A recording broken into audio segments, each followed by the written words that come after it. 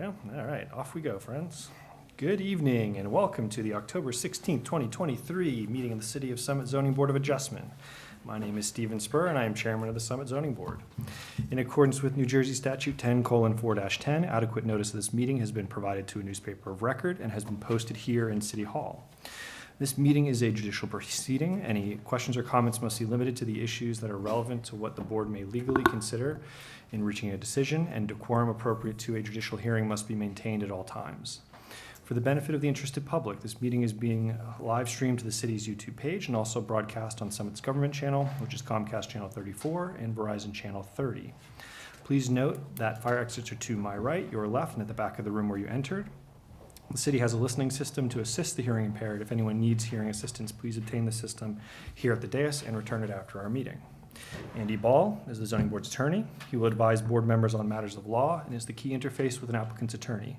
Mr. Ball does not vote on the applications. Stephanie Sulios is a city employee and the zoning board secretary. Ms. Sulios assists applicants with the preparation of their applications, planning our agendas, and keeping meeting minutes. Ms. Sulios also does not vote on the applications.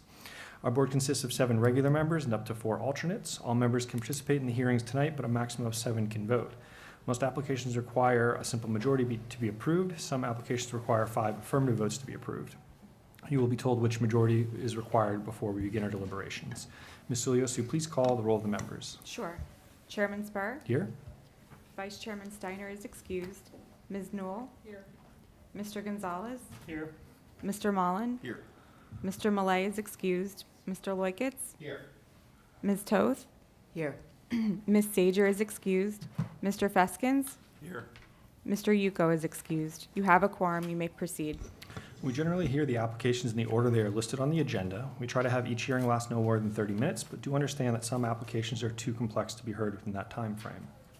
Each hearing begins with the applicant or their attorney giving an overview of the application and the variances that are required. We then hear from any expert witnesses the applicant may have to help explain their application and why the variances are needed. Board members may ask questions of the applicant, their attorney, and the expert witnesses. Once the board professionals and board members have completed their questioning, the public will have an opportunity to ask questions. This is not the time to tell us what you think about this application. That opportunity comes at the end of the hearing. Before you ask your questions, please clearly state your name, spell your last name, and provide your address. It is important that our court reporter be able to keep a clear and accurate public record. The court reporting is done actually through the audiovisual system, so important to speak directly into the microphone. After all witnesses have been heard, members of the interested public have their second opportunity to speak, and at that time, you may express your opinion, positive or negative, about the application. Then the public hearing is closed and we enter into executive session where board members discuss the application and vote. You will be able to listen to our executive session, but you will not normally be able to participate in our discussion. Most applications are heard and decided in the same evening. If an application requires additional information or testimony that cannot be presented tonight, we will carry your application to another date and it will be decided during that meeting. Krista Anderson, the city zoning officer, has asked that I remind all applicants that they must read carefully the resolution that documents the zoning board's decision and to pay particular attention to the conditions contained in the resolution. For example, if a landscaping plan is required, you must obtain one and submit it to John Linson, the city's forester.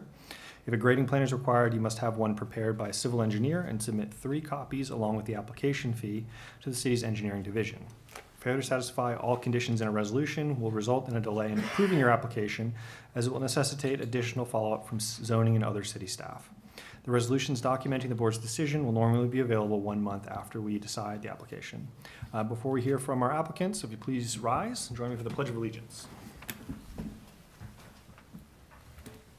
I pledge allegiance to the flag of the United States of America and to the republic for which it stands, one nation, under God, indivisible, with liberty and justice for all. Okay. So what we'll do first is we'll just ask one representative of each of the applications to come forward, give us an approximate time you think you need, and who's joining you tonight to help with your case. So first, we'll start at the top of the order, 66 Park Avenue, Edward Doherty. Hello. Good evening. Hi.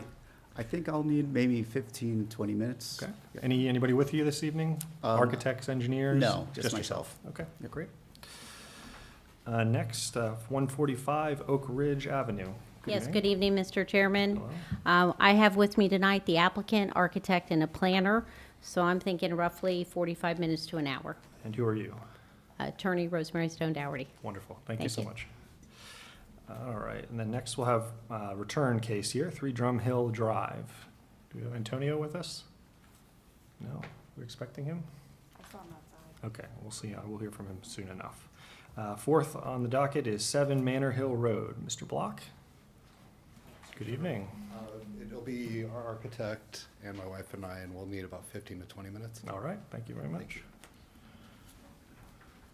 Thank you. Okay, and then I believe we have the 5th one sneaking in here, 10 Sherman Avenue. Ms. Alfonso? Good evening, everyone.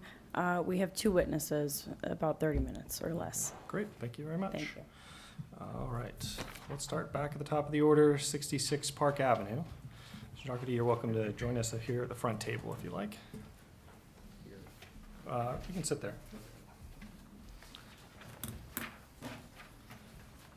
And we're gonna swear you in, and we'll take it from there. If you could raise your right hand, please swear from the testimony you're about to give in this matter is the truth, the whole truth, nothing but the truth. I do. Thank you. All right, so tell us a bit about your application. We'll walk slowly through it. Carl, our engineer, is going to ask you some questions. We'll probably have some. Before you do begin, is there anyone else here, aside from family or friends, that has questions or interest in this application? Okay, we'll likely move pretty expeditiously. So tell us a bit about the application to begin, and then we'll ask you some questions. Okay.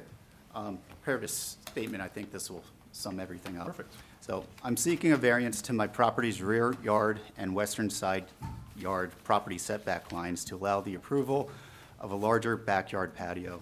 The unusual rhombus shape of my property's plot results in the side yard property line being about 5 to 10 degrees off parallel to my home, so that even though a section of the patio closest to my house is within the required 7-foot setback, the back corner of the patio furthest from the house extends about 1 foot from the setback line. We had decided to also extend the patio depth by 2.5 feet from the original one that was there before we purchased the house in 2016. This was intended to extend our usable level space in the backyard, as the grass yard area back there is on a slope slanted away from the house. We could not otherwise use this space comfortably when entertaining or barbecuing in the backyard. The unusual small depth of our entire backyard results in the larger patio being over the 20-foot setback line by 3.5 feet. Now, it might be fairly obvious from my zoning board hearing application and the project narrative that the patio has already been built. I realize this means it is a non-conforming structure and that we approach this completely out of order. For this outcome to occur, I can only explain it was due to my total ignorance about zoning rules and setback lines. Over the years, my wife and I have submitted near half a dozen permits with the town, and they all were issued without challenges. We submitted a permit for the patio on March 21st, 2023. We are aware that according to NJAC 523-2.11, that local construction offices had 20 days to turn around the review on an application. As 20 days came and went without notice, we gave permission to our contractor to start the demolition part of the project because we thought the permit was coming any day now, and by our view at that time, we were not doing anything major, just replacing a patio that was already there. It wasn't until April 24th that we were notified by the Summit Construction Office that there was a problem with our planned patio due to zoning rules. Rather than have an open construction site in our backyard for months while we navigated the variance process, we chose to have the patio finished because of the potential risk of harm to our 2 small children had they wandered in the backyard. Now, this all could have been avoided had I known about the setback lines and zoning rules from the beginning, but trust me, I'm well versed in them now. Being a first-time homeowner, I'm so very sorry for my error. I'm here today asking for your help to approve these variances, which will bring my project into compliance. Okay, thank you for your confession. Not everyone is as frank as you are, so I do appreciate that. Maybe Carl, if you want to start, is there anything that you want to draw attention to? Knowing there isn't an engineer, so this is our sole witness here for the afternoon. All right, so the patio was built without permits prior to coming before us. It does appear to be over the typical 300 square feet that the board and the city allows for stormwater management. So there would have to be some type of stormwater mitigation. Just by running the numbers right now off of the plan that was provided, there's the new patio is roughly 450 square feet. You're allowed 300 square feet without stormwater management. So, you know, you're up there a little bit with the 150. Typically, what goes on is some form of seepage pit, stormwater facility that goes in, possible rain garden. I don't know what you have going on in your backyard, but that's the main concern here from engineering is the stormwater aspect of it. If anything was removed from site as far as soil goes, you know, the thought is not to negatively impact your neighbors. So when you're taking out that soil to either remove it or maybe some people would use it to fill in some low spot divot areas in their backyard, not create a mound of dirt somewhere to push water away from your backyard. So that's something that should be looked at as well. But the major thing in our report has to do with stormwater management. Okay. Did you have any discussion with your contractor about accommodating for this additional impervious surface, connecting roof leaders and adding a seepage pit, anything to that effect? So the patio was planned to have a slight angle away from the house, so water would run off it. And it's a very small angle, so it doesn't, you know, gush off it. Regarding the need for the storm water management calculations and whatnot, it was my understanding that that's for an increase in lot coverage of 300 feet. My patio is only 182.7 square feet larger than the old one that was there. So based on that, it was my understanding that we were not required to have this. Carl, how are we treating this though, right? Because it was, because of the circumstances, the kind of out of place order of operations. Right. Is your analysis treating it almost as if there wasn't a patio there That's how before? I was looking That's how at you it, looked at it yeah. before? But if you're taking into Yep. consideration what was there previously, Yep. you're probably under that 300 square foot threshold. Right. But I was looking at it that you have a brand new patio. Okay. How long have you been in the home for? Since 2016. Okay. Can you describe a little bit, when the torrential rainfall comes, what does the backyard look Yeah, like? so we had quite a few storms this summer, and there hasn't been any issues or any complaints from any of my neighbors about that. Okay. It's not even noticeable, the change, aside from with the new patio, water's no longer pooling towards the house. Okay. It was with the old one, so a bit of an improvement from that. Okay. Does anyone here particularly feel a need to ask for a stormwater management plan? I feel like maybe retaining drainage jurisdiction might be appropriate in case there is some adverse effect, but, okay. So there's two conditions we'd ask for in that regard. Acceptance of the engineer's letter, which just kind of captures all that detail around stormwater management. And the second would be that the board would retain drainage jurisdiction, which means if your backyard neighbor finds their basement flooding and can connect that to this patio, they're gonna come here and we're gonna seek some kind of resolution to it. I understand. Is your neighbor back on Broad Street? Yes. Okay, and do you know who the backyard neighbors are? I'm just trying to remember like what that area looks like. Is that like in the towels or? No, it's, homes? there's two single-family houses behind us.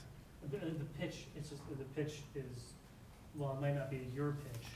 The pitch from that area downward is somewhat violent, so you might not, so it's good to have jurisdiction, but Right. I don't know what our jurisdiction's gonna look like if someone does end up having issues, and then I don't want to have to penalize the, Our assumption is you as a good neighbor, if there were to be adverse stormwater conditions, you would resolve that by putting a seepage pit in, a tank or something like that. If out of the goodness of your heart, you don't resolve that yourself though, we want to give a recourse to your neighbors to come back here and to seek it through the board's decision. Yeah, by all means, if there's an issue being caused by our project, then we would remedy that, Great. being a kind neighbor There you and go. would rather not have to come That's what through. we're looking for under oath, so you got it, yep, exactly right. Anything else you want to add, Carl? No, I'm just pulling it up right now on Google Maps. Or Is your project completed? Because I saw the stairs, will you have railings on the stairs from your house to the patio? Yeah, the railings are in progress. I wanted to see how the outcome of this came about before completing that section. But Gotcha. Okay. Yeah, so the slope, you're dropping about 2 to 3 feet across the entire backyard, Mhm. relatively flat for the length of it. I agree with the good neighbor standpoint. Yep. It works, and if something does become a negative impact, you work with the engineer, and we'll take care of it with you guys to see what works best to accommodate what has to get done. okay, I understand. Okay, and the assumption is that you can't make it any worse. If you make it better, even better, but you can't make it any worse. Okay. All right, fair enough. Thank you for raising the question about the stairs, so that was good. There was a note in here from the construction official that some plans may be required to pass the building permit review, but that's separate in a sense from what we're discussing here this evening. You know, any other questions? I had a couple. Good, Claire. One was more basic good neighbor, because, yeah, Ms. Newell's not the only one who kind of went tiptoeing through your backyard.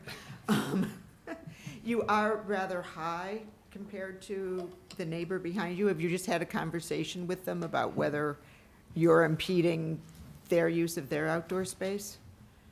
Oh, I mean, if I were they, sort of, I'd feel and I'm sure it was the case with the prior patio, that just sort of feel like I'm being looked down upon.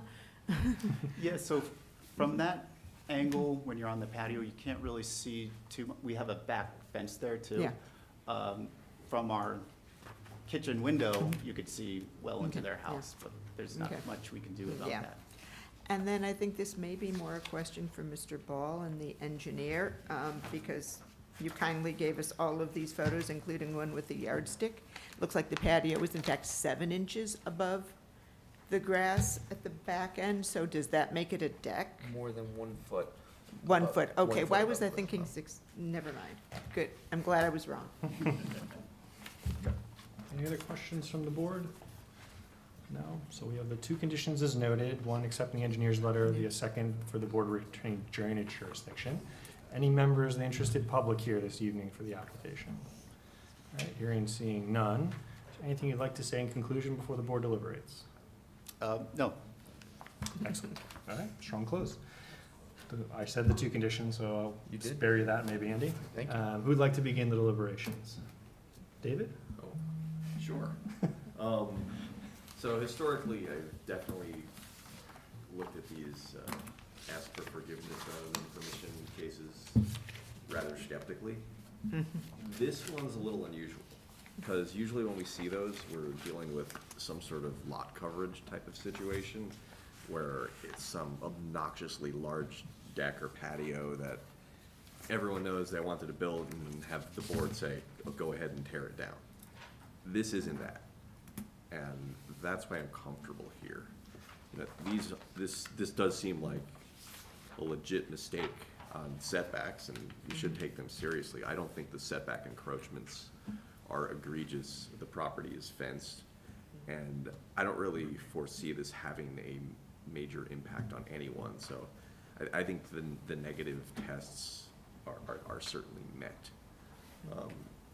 You know, positive, one could say it improves the use and enjoyability of the property. I think we might be stretching if we find anything further than that, but I'll go ahead and support this one. Okay, anyone care to add anything? No? You're all alone over there today, I'm sorry. We can shift a couple members later. I think the only other thing to maybe give Andy a little bit more gusto here in his resolution is with these railings that are forthcoming, exiting safely from the home down to the patio, I could see a slight improvement to the public safety characteristic of the backyard. And appreciate your concession with regard to the drainage jurisdiction. We sense you will be a good neighbor, get well ahead of any potential issue with the backyard neighbor should something occur. But again, appreciate you coming and being forthwith about the circumstances here, so thank you. With that, and the conditions as noted, do we have a motion to approve the application? Motion to approve. Second? Second. All right. I'll take care Stephanie? Ms. Newell? Mr. Gonzalez? Yes. Mr. Mullen? Yes. Mr. Loiketz? Yes. Ms. Toth? Yes. Mr. Feskins? Yes. Chairman Spur? Yes. The motion All right. carries. Thank you very much. Thank you. Okay. Before we move on, Mr. Chairman, may I Yes. throw out one thing? Sure. This is a little more generic than yours, but properties particularly in the R5 and the R6 zones, Okay. the projects that come before us are very small, but there's a significant number of neighbors that need to receive certified letters. I was struck by the list of neighbors here. We saw it a couple of years ago on Edgar Street. Mhm. We can't change what the post office charges for this, but I didn't know if in the annual report, there might be maybe there would be something that in the zoning fees that we charge for individual homeowners in those zones, if there could be some sort of concession or something, just to, it seems almost inequitable that they're paying so much more for this than somebody in the R35 I'd say zone. take that up with the Postmaster General, but fair enough. I always welcome fodder for the annual report, so Okay. thank you very much for that. All right, thank you very much, Yep, sir. thank you. 145 Oak Ridge Avenue.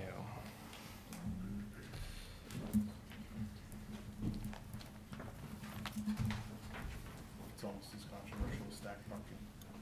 Ooh, don't bring that up, Scott. Keep that to yourself.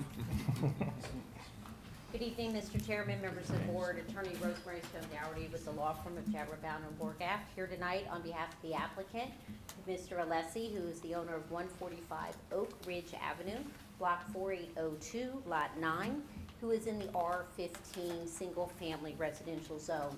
We're here tonight on an impervious coverage variance request. You'll hear testimony tonight, just to give you a little bit of overview, that our arguments is this is both C1 and C2, given how the property is graded and how we go down significant in slope towards the rear of the yard.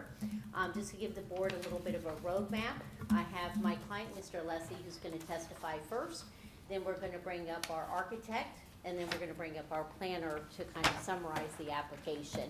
So again, in your board member package, part of the application, and you heard, was my client has his father, who is with him the majority of the time and is in a wheelchair, and we're trying to provide some type of outdoor access to the rear of the property, given the retaining walls and the steep slopes and things of that nature. So with that being said, I'd like to have Mr. Alessi sworn in first, so we can start with his testimony. Before we do, I'll just ask, are there any members of the interest of the public here for this application? All right, wonderful, smooth sailing. Mr. Ball? If you could raise your right hand, do you swear from the testimony you're about to give in this matter the truth, the whole truth, nothing but the truth? I do. And please state your name, spell your last name. First name Francesco, Francesco. Last name Alessi, Alessi. And Thank you. the applicant, resident 145 Oak Ridge Avenue. Before we get started, Mr. Alessi, just to give the board kind of a better flavor for those who maybe weren't able to sneak back in your backyard, you took some photos of your house, correct? Sure, yes, this morning. And all of these photos were taken by you? Correct. They were all done today, okay? And we would like to mark this as Exhibit A1. We provided plenty for all of the board members and your professionals. Yep. Yep, we'll spread them out right here. Get a couple extra copies this way.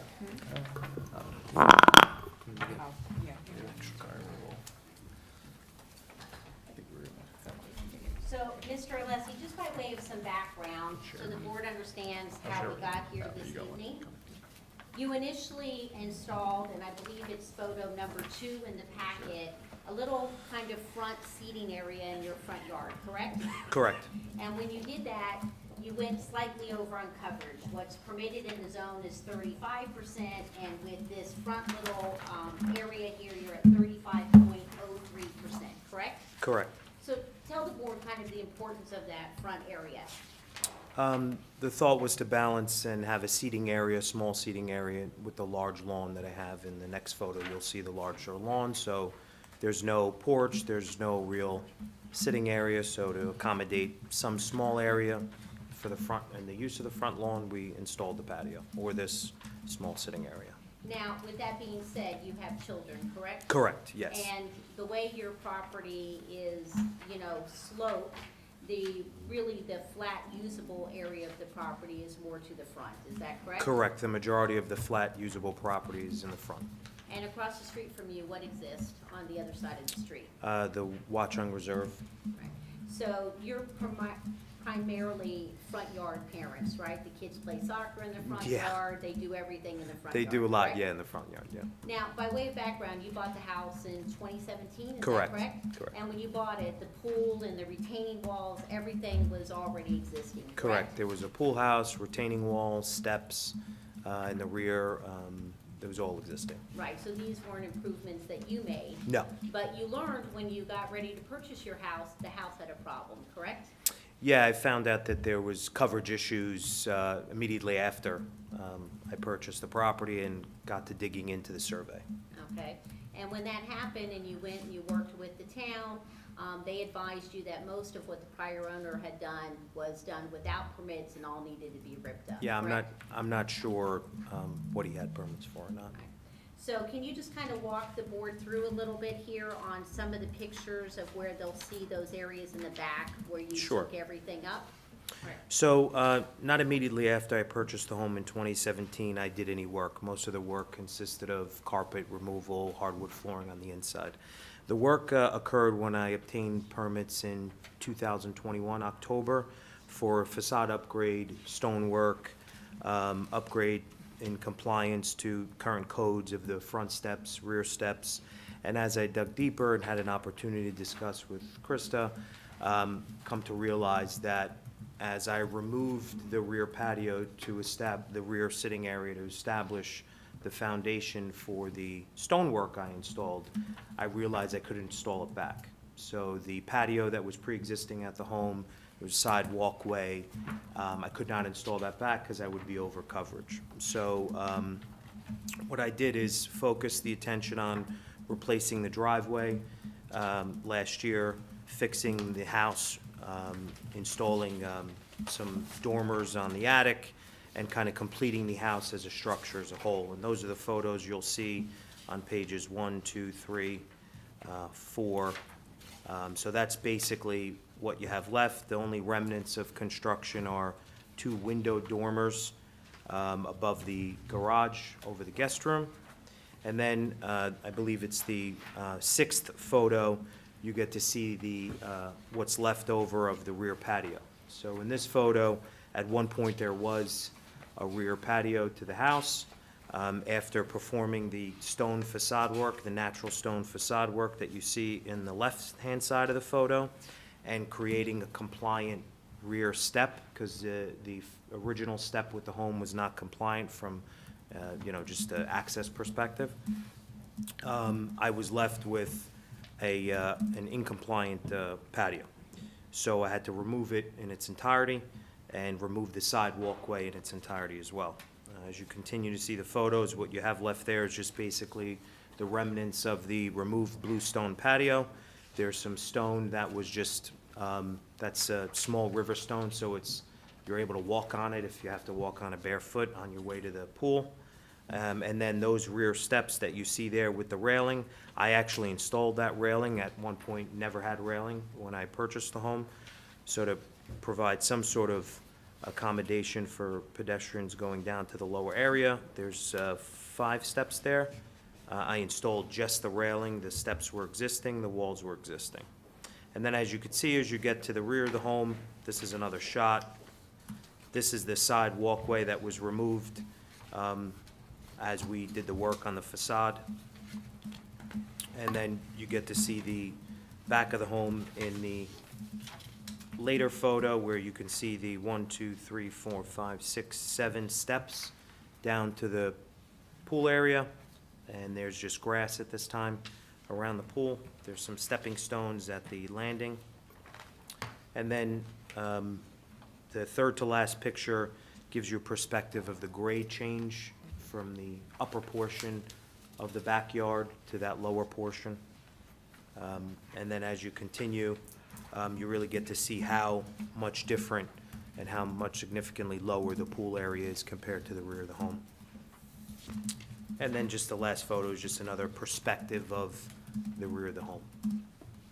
So again, when you met with Ms. Anderson, after finding all of this out and ripping these areas out, you then met with your architect who helped you put together a pretty extensive landscaping plan and plan to come up with ways to be able to replace what was there, but do it in a way that it was more permeable and would have stormwater management, which the property did not have. Correct. When you dug all this up, correct? Correct, yeah. We were looking to turn a pre-existing non-conforming issue into a conforming issue, and we broke out the landscaping to allow us to do it in phases.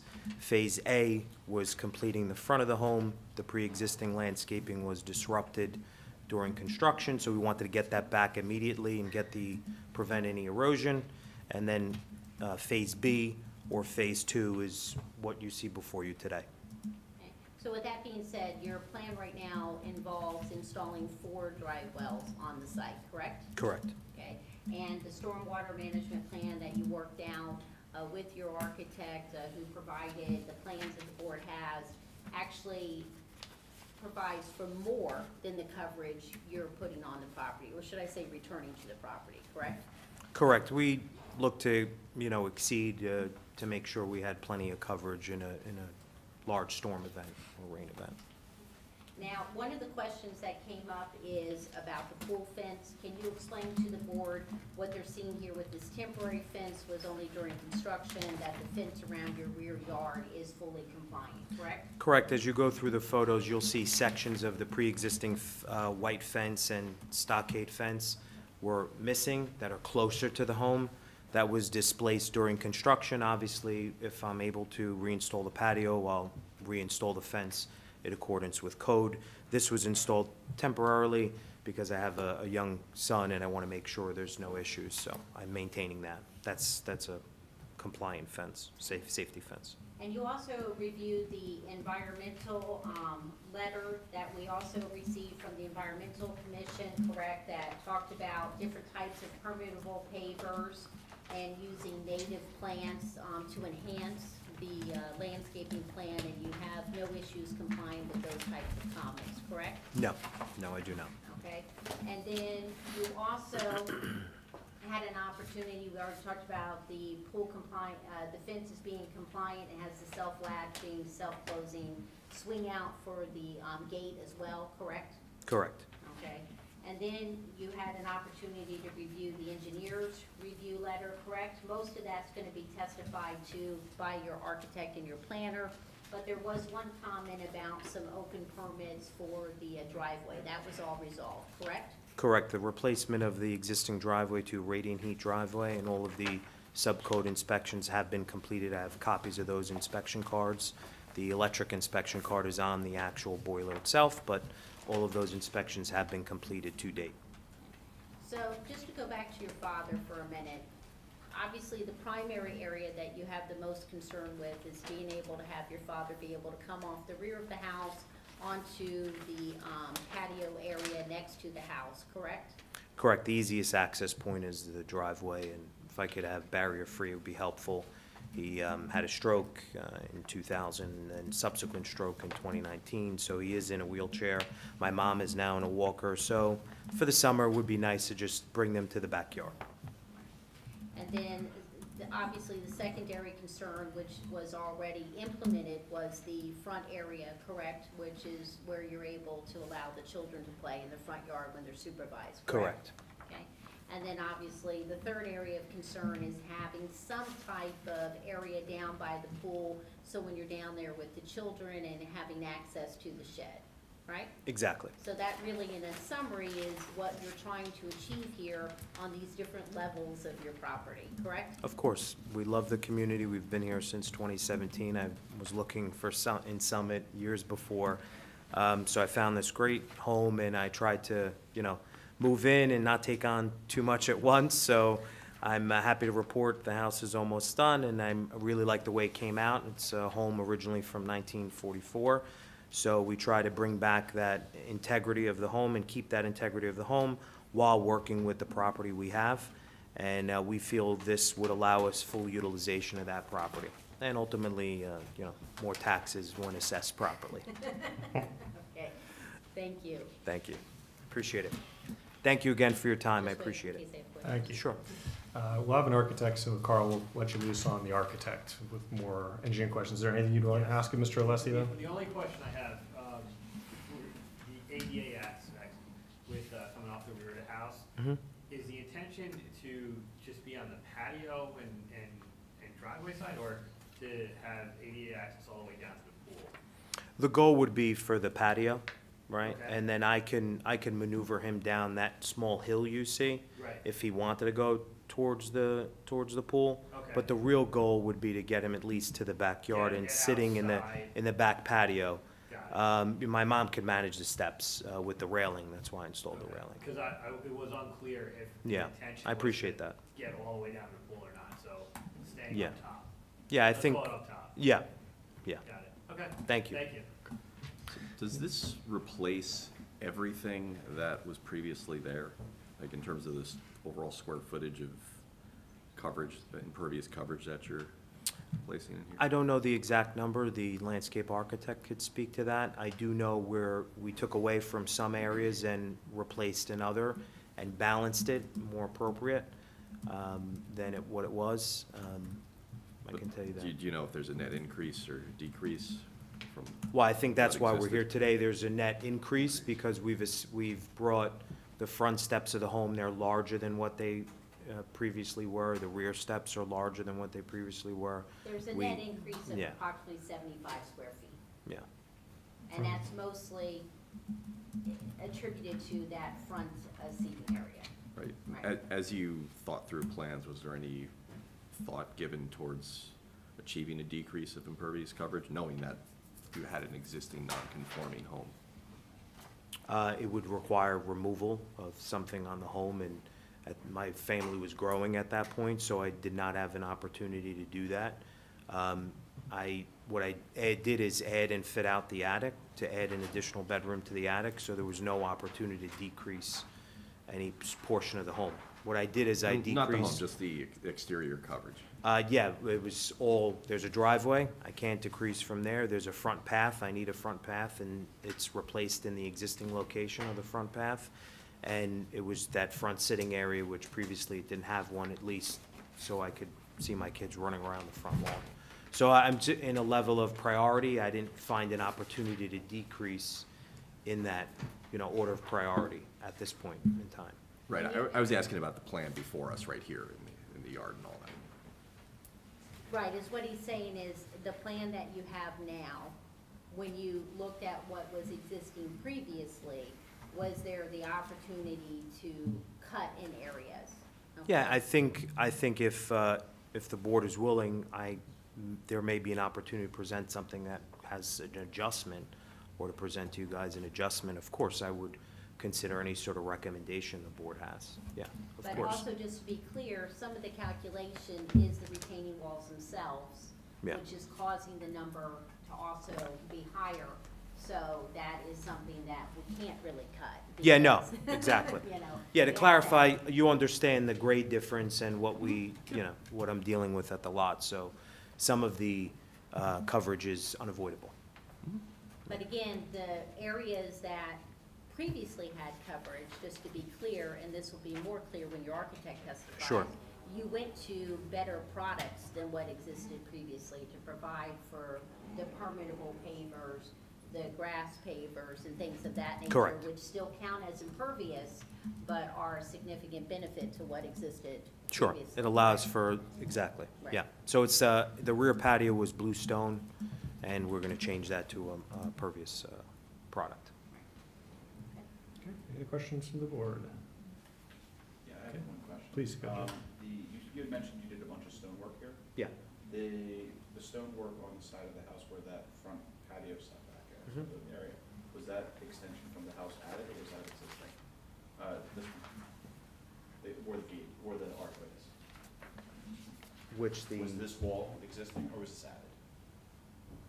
there was an existing wall there. I just rejacketed and replaced it. Yes. Thank you. Any other questions for Mr. Alessi? Okay, Mr. Alessi, you can grab a seat back there, you can call your next witness up. Yes, we'd like to call our next witness, which is the architect. Robert? Sorry, Landscape. landscape architect, correct. Makes their credentials more important.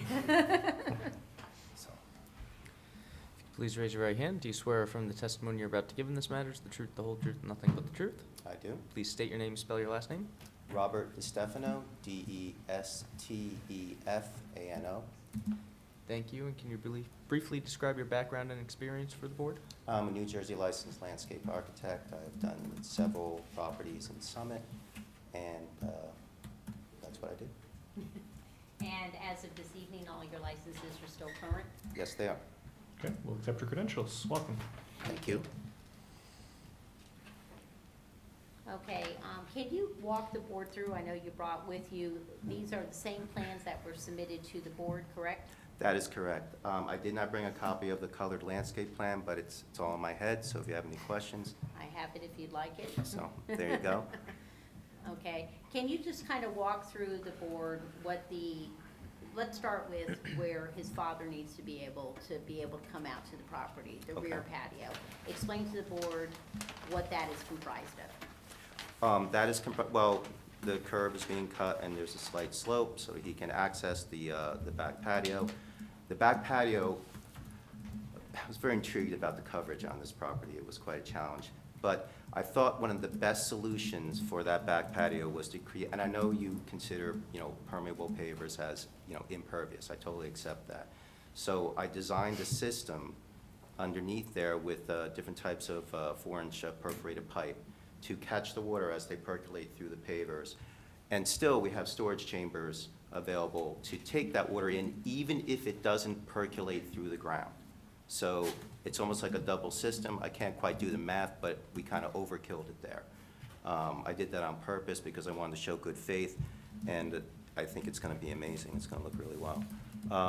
Everything else on the property, what I tried to do was, I couldn't put it back the same way it was before. There's no way. So what I tried to do was, considering the access points to the front yard, to the pool, for that patio area, was to reduce the size of the paths, reduce the size of the pavers, make pavers with planted joints in between, or lawn, or mulch, anything that would allow the water to percolate through.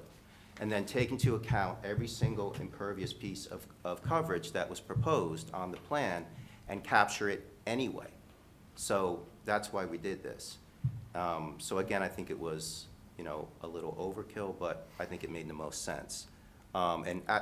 What put us over a little more than what was before was to try to create an area down by the pool that they can actually put, a chair or something on.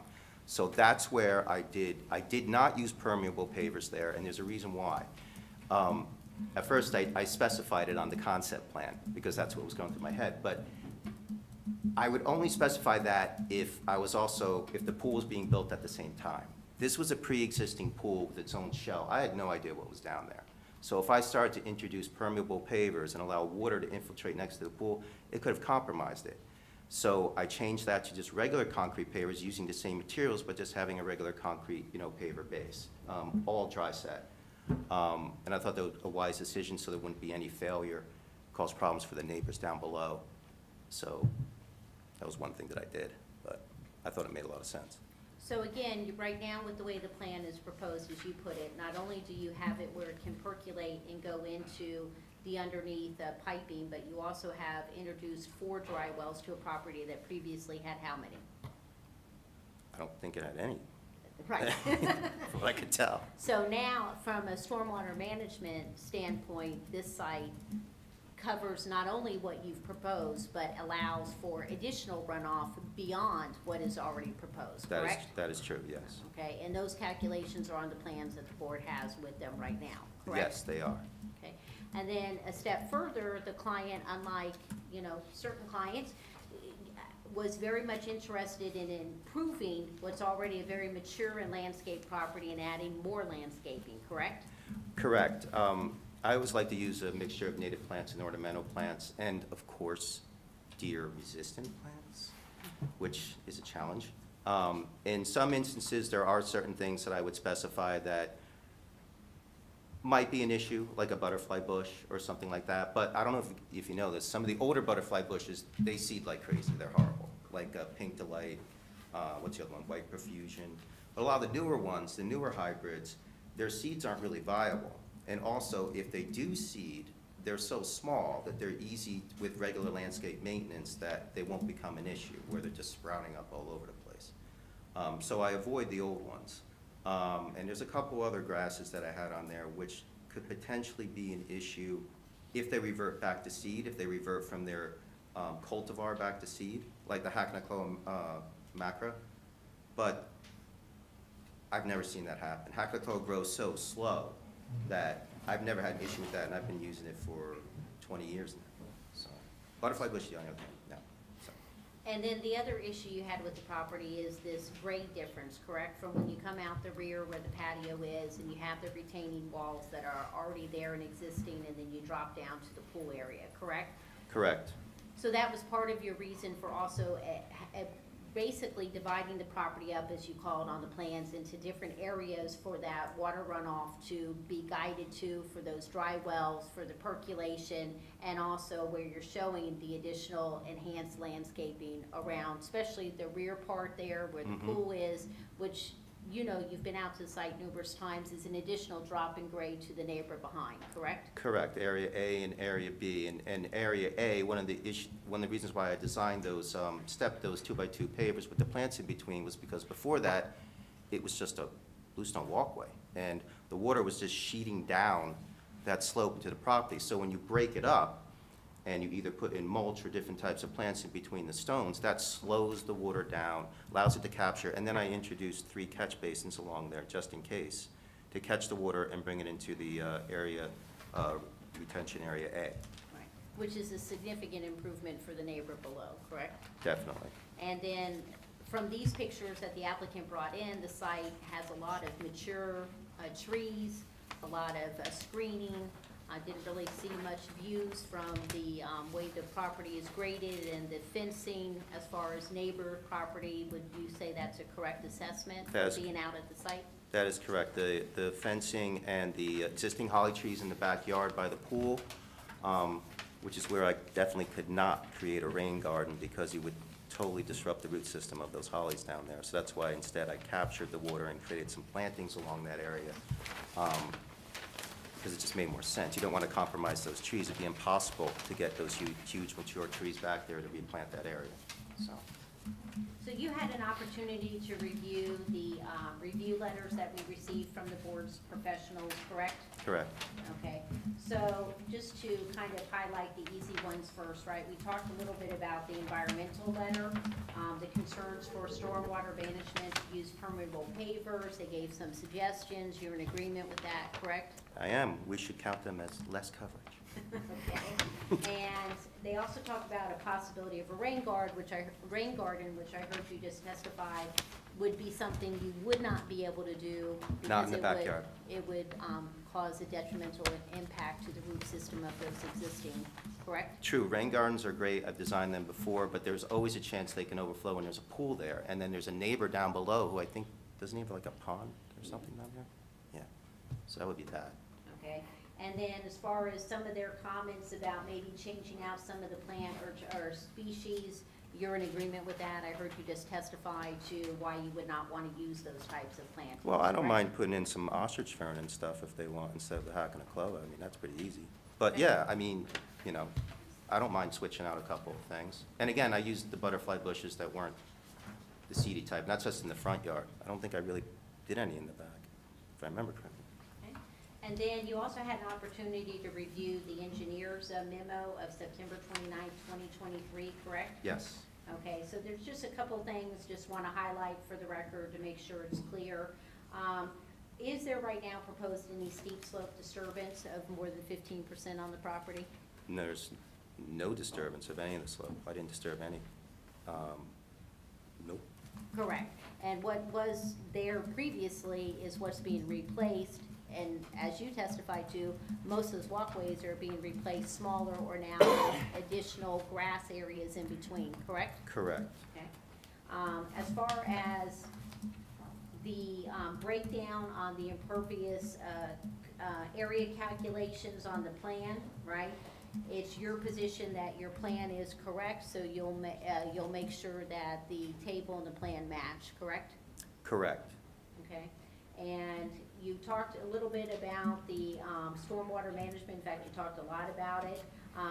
And you understand that they have to be 10 feet from the property, correct? I believe it's, The yes. chambers, The right. chambers are, I think, 14 and 12 feet, if I remember correctly. Okay. So we'll be able to comply with that, correct? Correct. Okay. As far as the limit of disturbance goes, the area is existing from what was already disturbed, correct? Correct. Okay, but if there needed to be any further application for soil conservation, that could be done, but it's our position that wouldn't be necessary, correct? Well, if you put up some silt fence while you're digging those pits, that's a pretty good idea, so let's Okay. do that. Perfect. And then we talked about, you already got the permit for the driveway, okay? The retaining walls, do you know roughly the height of the retaining walls from when you were out there? About, I think the highest one is 2.75 feet, from what I remember correctly. But none of them exceed 4 No, feet, none of them correct? That exceed was the 4 feet. question. Yeah. And then devoid on any of the plans, and this is intentional, correct, is there's no additional lighting proposed out by the pool or in any of the other areas, correct? Nope. The lighting that exists on the house is the lighting that's gonna remain, correct? Correct. Was there anything else in the engineer's memo that you felt that it was something you would not be able to stipulate to or agree to on the record? I'd like to clarify something on there, because they did bring up a good point. Sure. On the detail for the ADS Storm Tech, and then in my note over here, the detail is taken off the website, and in the detail, they show a minimum depth of stone as 6 inches, minimum. They don't alter that. However, you can add additional stone underneath the Storm Tech chamber, and if you look at, in the upper left, there is a chart, and down below it says, note, add 1.13 cubic feet of storage for each additional inch of stone in addition to the 6 inches. In my notes over here for the dry wells, I designed them to have 18 inches of stone underneath the chambers, which means an additional foot of stone. So when you do the math on that, if you do the 12 times the 1.13, that's how, and then you add it to, you know, the storage capacity of 74.9 cubic feet, that's how I came up with the 88.4 cubic feet of storage per chamber. So that wasn't very clear here, because you actually had to kind of do the interpretation of reading my notes, then going back. So I just wanted to clarify that.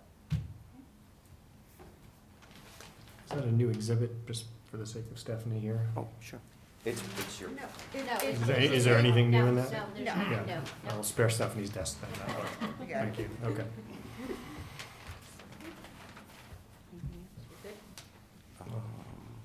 You're good? Yep. I think so. Okay. Any questions? Carl, the first crack at it. Thank you. Thanks for all the comments with responding with everything, which was very helpful. My recommendation is contingent upon approval, those calcs that you just talked about, put it together, one sheet, make it clear, submit it, so that we can have it on file. Sure. If this does exceed total of 5,000 square feet of total disturbance. We gotta go to soil erosion, you have to go to soil erosion, get everything done by them, Somerset Union, so that's, and that's combining all your work in the backyard, not just the steps, not just the landscaping, it's everything combined together. Yes. As far as the storm tech chambers, were perk tests done in those locations? Perk tests were not done in those locations. All right, so another contingency would be, upon approval, would be, we get the perk test results for those 2 locations. If those locations don't work, for whatever reason, let's say there's clay there, you're gonna have to test some other spots in the backyard, or maybe even the front yard, to, put the storm tech chambers in to make it work. Our typical So- condition is submission, preparation and submission of a stormwater management plan, and then you can work the details out, kind of engineer to architect. Is that acceptable condition? Absolutely, to landscape architect. Landscape, pardon me. And then you said, and you weren't touching any retaining walls with this project, right? It was just existing retaining walls. And I would note. Okay, and can you talk through the construction scheduling and staging? Like, what are you looking to do? Because there's going to be looking to regrade it on site. What's the game plan? Well, I am not in charge of the construction of it, but I have my own suggestions about how it should work. Suggestions would be perfect. Yeah, so initially, what should happen is putting in the, all the stormwater remediation. That needs to happen first. And then the piping and the grading to do with that. From what I understand, the homeowner will truck everything off-site and be in complete compliance. I don't think he has any objections to that. I had no intention of reusing the soil on-site. As a matter of fact, in my planting plans, in the specifications, I specify a plant mix to come in so the plants actually can grow well. I mean, you don't really want to reuse too much, especially sub-base soil. You don't want to do that. There's no nutrients in there. So really, after that, I would see the hardscape going in, okay? And then it's too late to do any planting, so that would have to be for the spring. Got it. Okay. So just in order to capture all of Carl's comments, we would ask as well as a condition that you accept the engineer's letter, which you've had a chance to review and accept it. That works for you? Yes, Okay, as presented, Yep. for sure. You're That's good? all I have, Chairman. All right, thank you, Carl. Any questions from members of the board for the landscape architect? Well, sort of prefatory, because you had initially said architect and then landscape architect. Is there also an architect? Or as a witness tonight, or just the landscape architect? No, it's the landscape the- architect. Okay. There's no changes to the house Okay. proposed, only the Um, yard. Because I had a couple of questions, and maybe the homeowner is the better person to answer them. Because in all the photos we've seen in this blueprint, I'm not quite clear on how his father's going to get out of the house, to the backyard. That there The garage, I believe. okay, because there wasn't a photo, There's a I door- mean, yeah, there's a door just right through the there. garage door. Yeah, it's right there. It's like all Okay. the way to the, Yeah, So you come out of the garage. level. okay, okay. yeah, I had And- pavers right there. And then, because the pavers that are on the property are going to be separated with landscaping, is that going to be wheelchair accessible? No, or he's not going over there. Okay. Yeah, no, that's why that, Mhm. that main patio here was Mhm. really important. Right, So just for Right. clarity of the Yeah. record, these are the same plans that the board has in their Right. packet. And again, the area coming off the rear does not have grass in between them. Those are permeable pavers, Right. correct, Right, Robert? this is all permeable. right, I was looking at the walkways. Right, Yeah. right. Okay, And then the other areas to the front 75 square foot kind of sitting area Right. and down to the pool below, those you've utilized and made those less than what pre-existed Mhm. by giving them the spacing Right. to get to the rear shed. And as you heard the applicant testify, if he really needed to, he could bring his father down the Right. grass kind of slope there The to the existing pool, slope. but he doesn't really see his father going to the pool area. He Right. just wanted to be candid and honest to the board. Okay. Right. okay, So the only area that's affected by ADA accessibility needs is that area of the patio Right, back. which altogether is like the 696 square feet all in there, right? Including the steps going. Including, right, the The- steps yeah. and the retaining walls, yeah. So all the other pathways are more static? Well, Well, there's that's gonna be a step, too. walkways, but Oh, no, I'm not saying, I'm sure it's gonna be beautiful, I'm just, trying to. Right. No, I but get they're that. spaced walkways, they're not straight concrete permeable pavers, they're the break up with the grass in between them. They're more like stones, you know? Correct. Stepping stones with plants in between. Mhm. Right. So, Right. Okay, and then this one probably is for the homeowner, because the zoning data all here indicates that you're not going to be, that the habitable area of the attic is not being increased, and therefore there's no data given about the floor area ratio, but then the homeowner said that he put a bedroom in the attic. But that was prior to the plan, so there were no changes. It was approved by the municipality. Okay. with Building permits, and there was no Okay, FAR, right? and, okay, it's just that this says that there is no habitable square feet in the attic as part of this submission that is sitting in front of us, so I Well- did not understand the discrepancy. The reason why that chart is there is because Okay. when I started this challenging project, I had the architect's coverage chart, which got it down to 34.94%.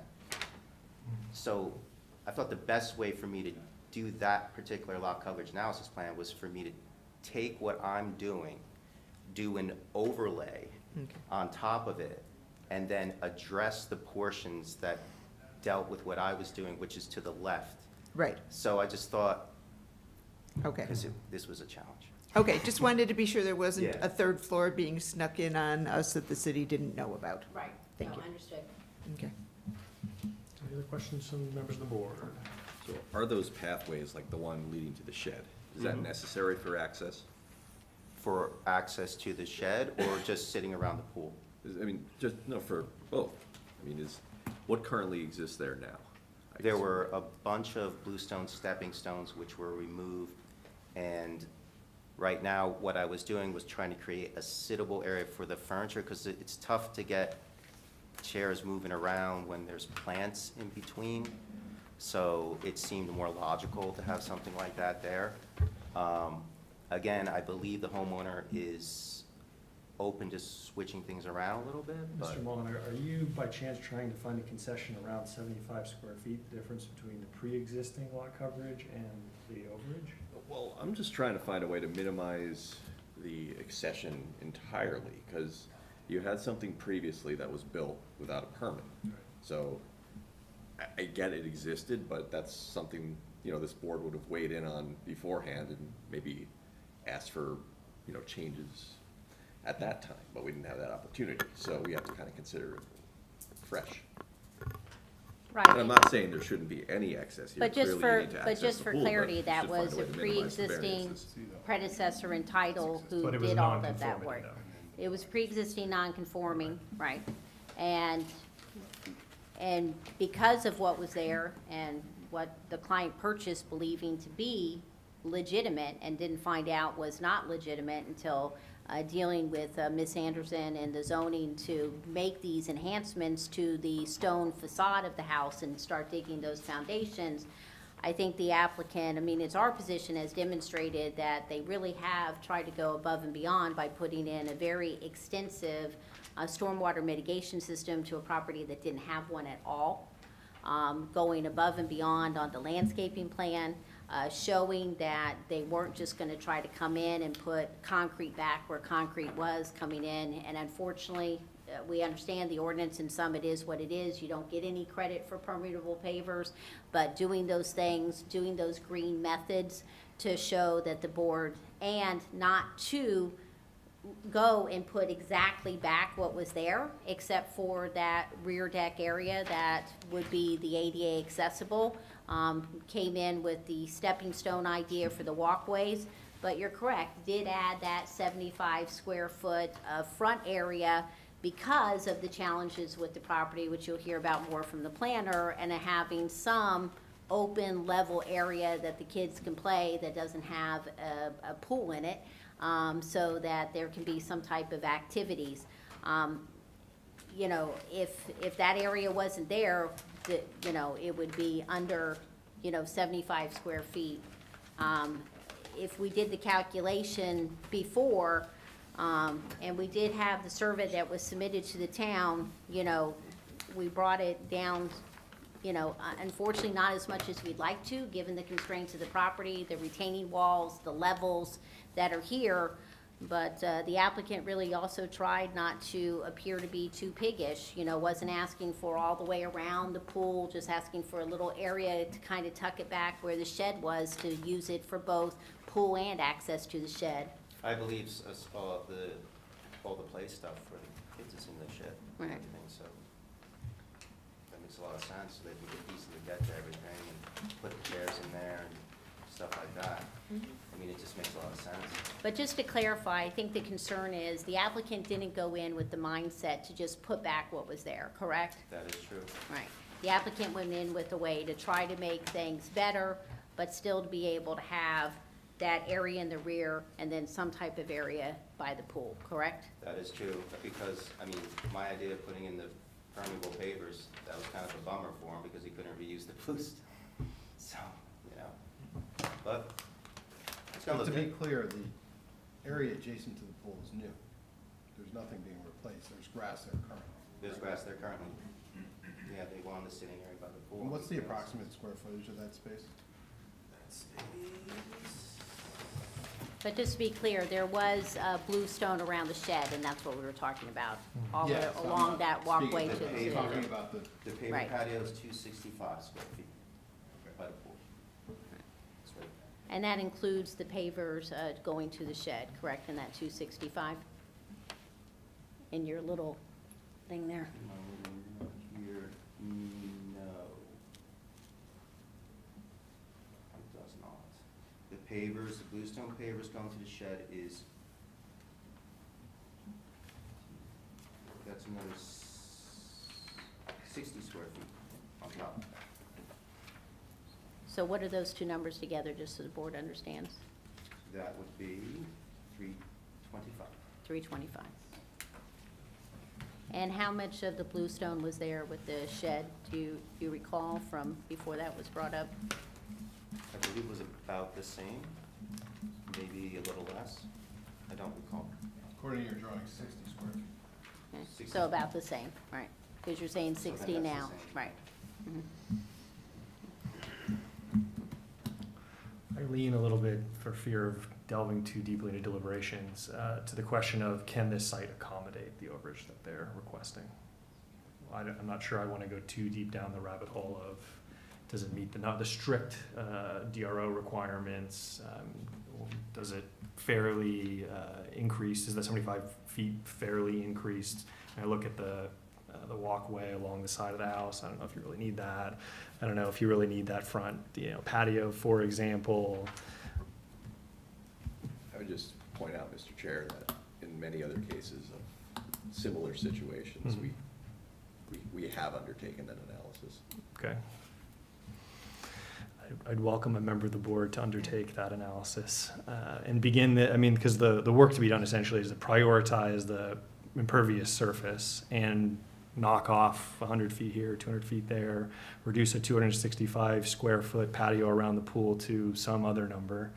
I don't know if you want to offer the planning testimony as to why the particular hardships that may exist in the site are compelling this particular design.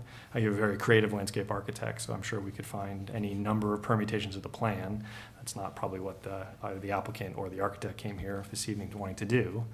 Do you want us to hear from the planner first, and then we can examine whether or not we want to kind of start knocking some things off here? I think it would be helpful, given the topography of the site, yes. Okay. Mhm.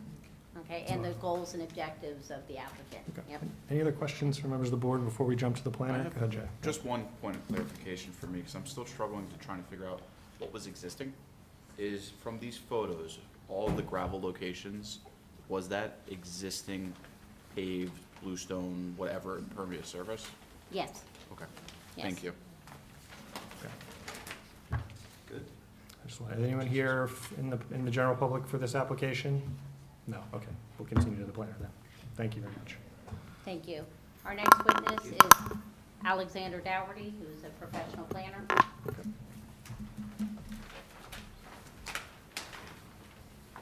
Do you swear or affirm the testimony you're about to give in this matter is the truth, the whole truth, and nothing but the truth? I do. And please state your name, spell your last name. Certainly. Alexander Dougherty, last name is D-O-U-G-H-E-R-T-Y, professional planner. My license BP is currently standing.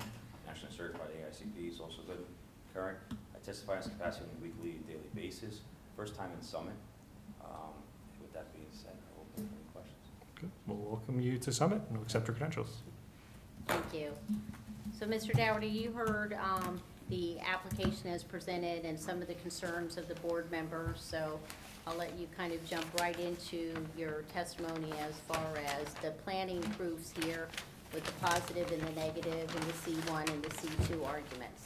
Certainly. I'd like to first start with the elephant in the room, that 75 square foot patio in the front. That's front yard, if you will, is, as you've heard, and you can see by the plans, the only real level piece of property of continuation for enjoyment with a pretty young, rambunctious kid and a growing family. That patio is, grandpa sits in a wheelchair. That's where you sit and you ever put your glass down and have that without sitting in the yard. To watch the kids, you know, Oak Ridge Road, I'm sorry, is not necessarily a quiet road. Traffic does come down there. It's not, at the end of the day, a dangerous road per se, but that's where you can watch your kids and enjoy the front yard and the element of the family. At this current state with that stonework, really, I think, you know, what was missing, I think the board member was poking at it. That stone facade, if you will, behind there really does shield what, as you can see in your exhibit packet, the eyesore of what had to be ripped out, the gravel, and, you know, as we look at that today, that rear yard is not really of a family enjoyment, you know, capacity. The fact that they walk on the Riverstones barefoot, I applaud them. At the end of the day, when we see that rear property, I think the elevation, if you will, on that second to last page, I believe it was, I'm sorry, maybe it was the third to last page. I'll get it for you. Towards the end of the exhibit packet, really speaks volumes to the drop. Yeah, the second to last page with the pool in the foreground. With that being said, yeah, we have a lot of retaining walls. We have a lot of steps. At the same time, coming off the rear of the house to enjoy a nice summer barbecue, get outside, some fresh air, hear the grandkids, you know, splash around in the pool. As you heard the applicant, if, you know, need be, you know, we can make accommodations to bring the wheelchair down and the grandparents down by the pool. As you look at the pool and you look at the existing accommodations at the pool, there really isn't any surfaces that are, you know, typical of a pool area where you have the concrete patio for chairs, for, you know, tables and lounging in that capacity. I think when we look at the planning goal here for enjoyment and use of the property, I think this is a positive investment to the site, brings it to a standard that was once there, recognizing the limitations and, you know, forever evolving field of engineering and architectural and planning. The town has not, Summit has not recognized, you know, permeable surfaces as, you know, a reduction in, if you will, the paver stones for lot coverage. Some municipalities do, some don't, some give a percentage. But at the end of the day, you know, it is relatively new on the scene. At the end of when we look at this rear yard, the enjoyment of the outside, the enjoyment of the front yard, it really is limited to these areas for the family. Again, the front yard, the topography itself, I think really does speak to it. If we didn't have these slopes and these tiered downs to the backyard, there would be an opportunity to, prior to the purchasing and prior to everything being built, to really pull this stuff in. We wouldn't need the long walkways to the pool all the way at the end of the yard because that's the lowest surface there. The patio could have brought in, you know, without the retention walls and so forth. The site probably could have been designed differently. Was it designed with the applicable permits? That was the issue that was raised upon the purchase, and in good faith ripped that out. You know, that was 7 years ago, and you know that living accommodations of the house certainly was a priority, but as we talk about the family aging and having the multi-generational aspect here with the grandparents and the grandkids and a growing family, the use of the property on the exterior really is limited. I don't know of anyone that really has gravel patios and gravel walkways and so forth, and in that capacity, I don't think this is overdevelopment. I say that when looking at the property within itself. What's unique about this particular property is the building, though fairly large and nice and not over on FAR, is actually still under building coverage. As it sits, its building coverage is 18%. As it sits, it's at 13.11. So the building's not oversized. This really is an impervious lot coverage issue by the use of the property itself. And with the proposed application in front of you, there's a little porch overhang, again, so there could be access to the front. We'll be left with 4.03, if you will, from a building standpoint, under than what's allowed. We'll be at 13.97, 18% is what will be allowed.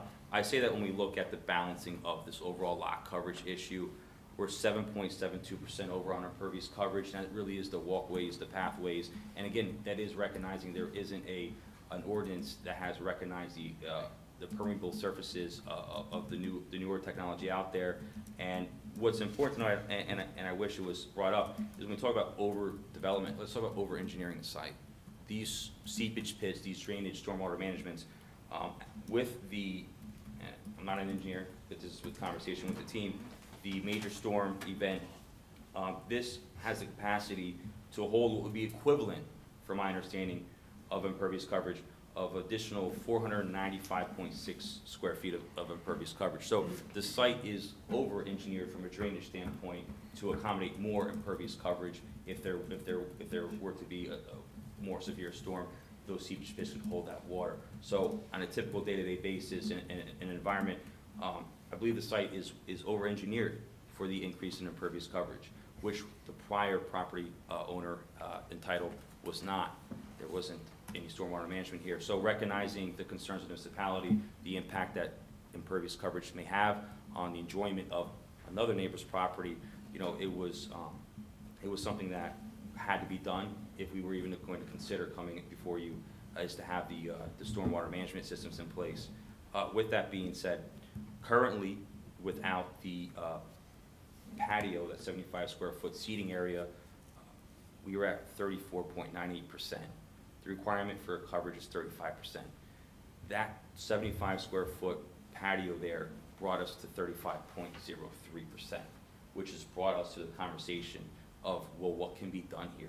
Because if we can't enjoy our front yard with that small addition, how can we enjoy the backyard? Because things in the life in the family is changing, and the grandparents have to come on board, and they're staying here. With that being said, the C1 hardship, which would be unique to the property's topographical conditions, I believe is applicable here to this application. At the same time, I do think we can also balance this with the C2, where the benefits of this application, the enjoyment of this property outweigh any substantial detriment. The positive investment felt at this property is absorbed through the community. This is a unique neighborhood where we have the Watchung Reservation right across the street. There will not be any development across the street. This is a quieter neighborhood, really draws the family, but unfortunately this property has limitations where that family narrative is limited without having to address this impervious coverage and enjoyment of the property. The pool exists down below. Unfortunately, to get to the pool and to have the better enjoyment of the pool, we're gonna go over on the lot coverage. With that being said, the overall property itself, I think, will hit purpose I, a desirable visual environment, and more efficient use of land.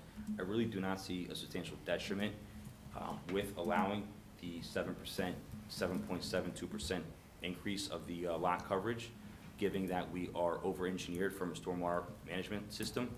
And again, I just want to put out to the board, variances are a matter of course in land use. We have our ordinances, we have our ideal utopia, and some properties are unique, and this is a unique property that is really driving a family that cannot utilize the property. And with that, I'll conclude. I believe the application, again, at a balancing, the positives here outweigh any detriment. I think we can look at the positives and see there is no detriment. I think the landscape architect took great care in keeping the mature trees in the rear, addressing any impacts with a rain garden that overflows. Water is directed to rain garden overflows. It's going to negatively impact the neighbor below. But I do think this is a superior design, and it's unfortunate that the impervial pavers aren't recognized for their benefits and what they can do here. So with that being said, we're asking for the 7.72% of increased lot coverage. And I think we can look at this with little to no detriment to the surrounding neighborhood or the property itself. Thank you, Alex. All right. Carl, any questions for the planner? I don't know if anything that he mentioned Yeah, so sparked some are interest you for you. testifying as an engineer? No, I'm not. So I would refrain from making suggestions about if it's over-engineered or not. It meets the requirements of the ordinance. Yes, it meets it, yes. That's Okay. how it should be. Okay. All right? Testifying out of your profession is a concern, so let's stick with that. Yep. As far as the pervious coverage goes, like I said, it meets it. You know, if your team wanted to design something different, there's many other options out there. So, but the storm tech chamber, it meets. So we're good with that. Moving on to your other items, I don't have any concerns on the planning side. Okay, thank you. Yep.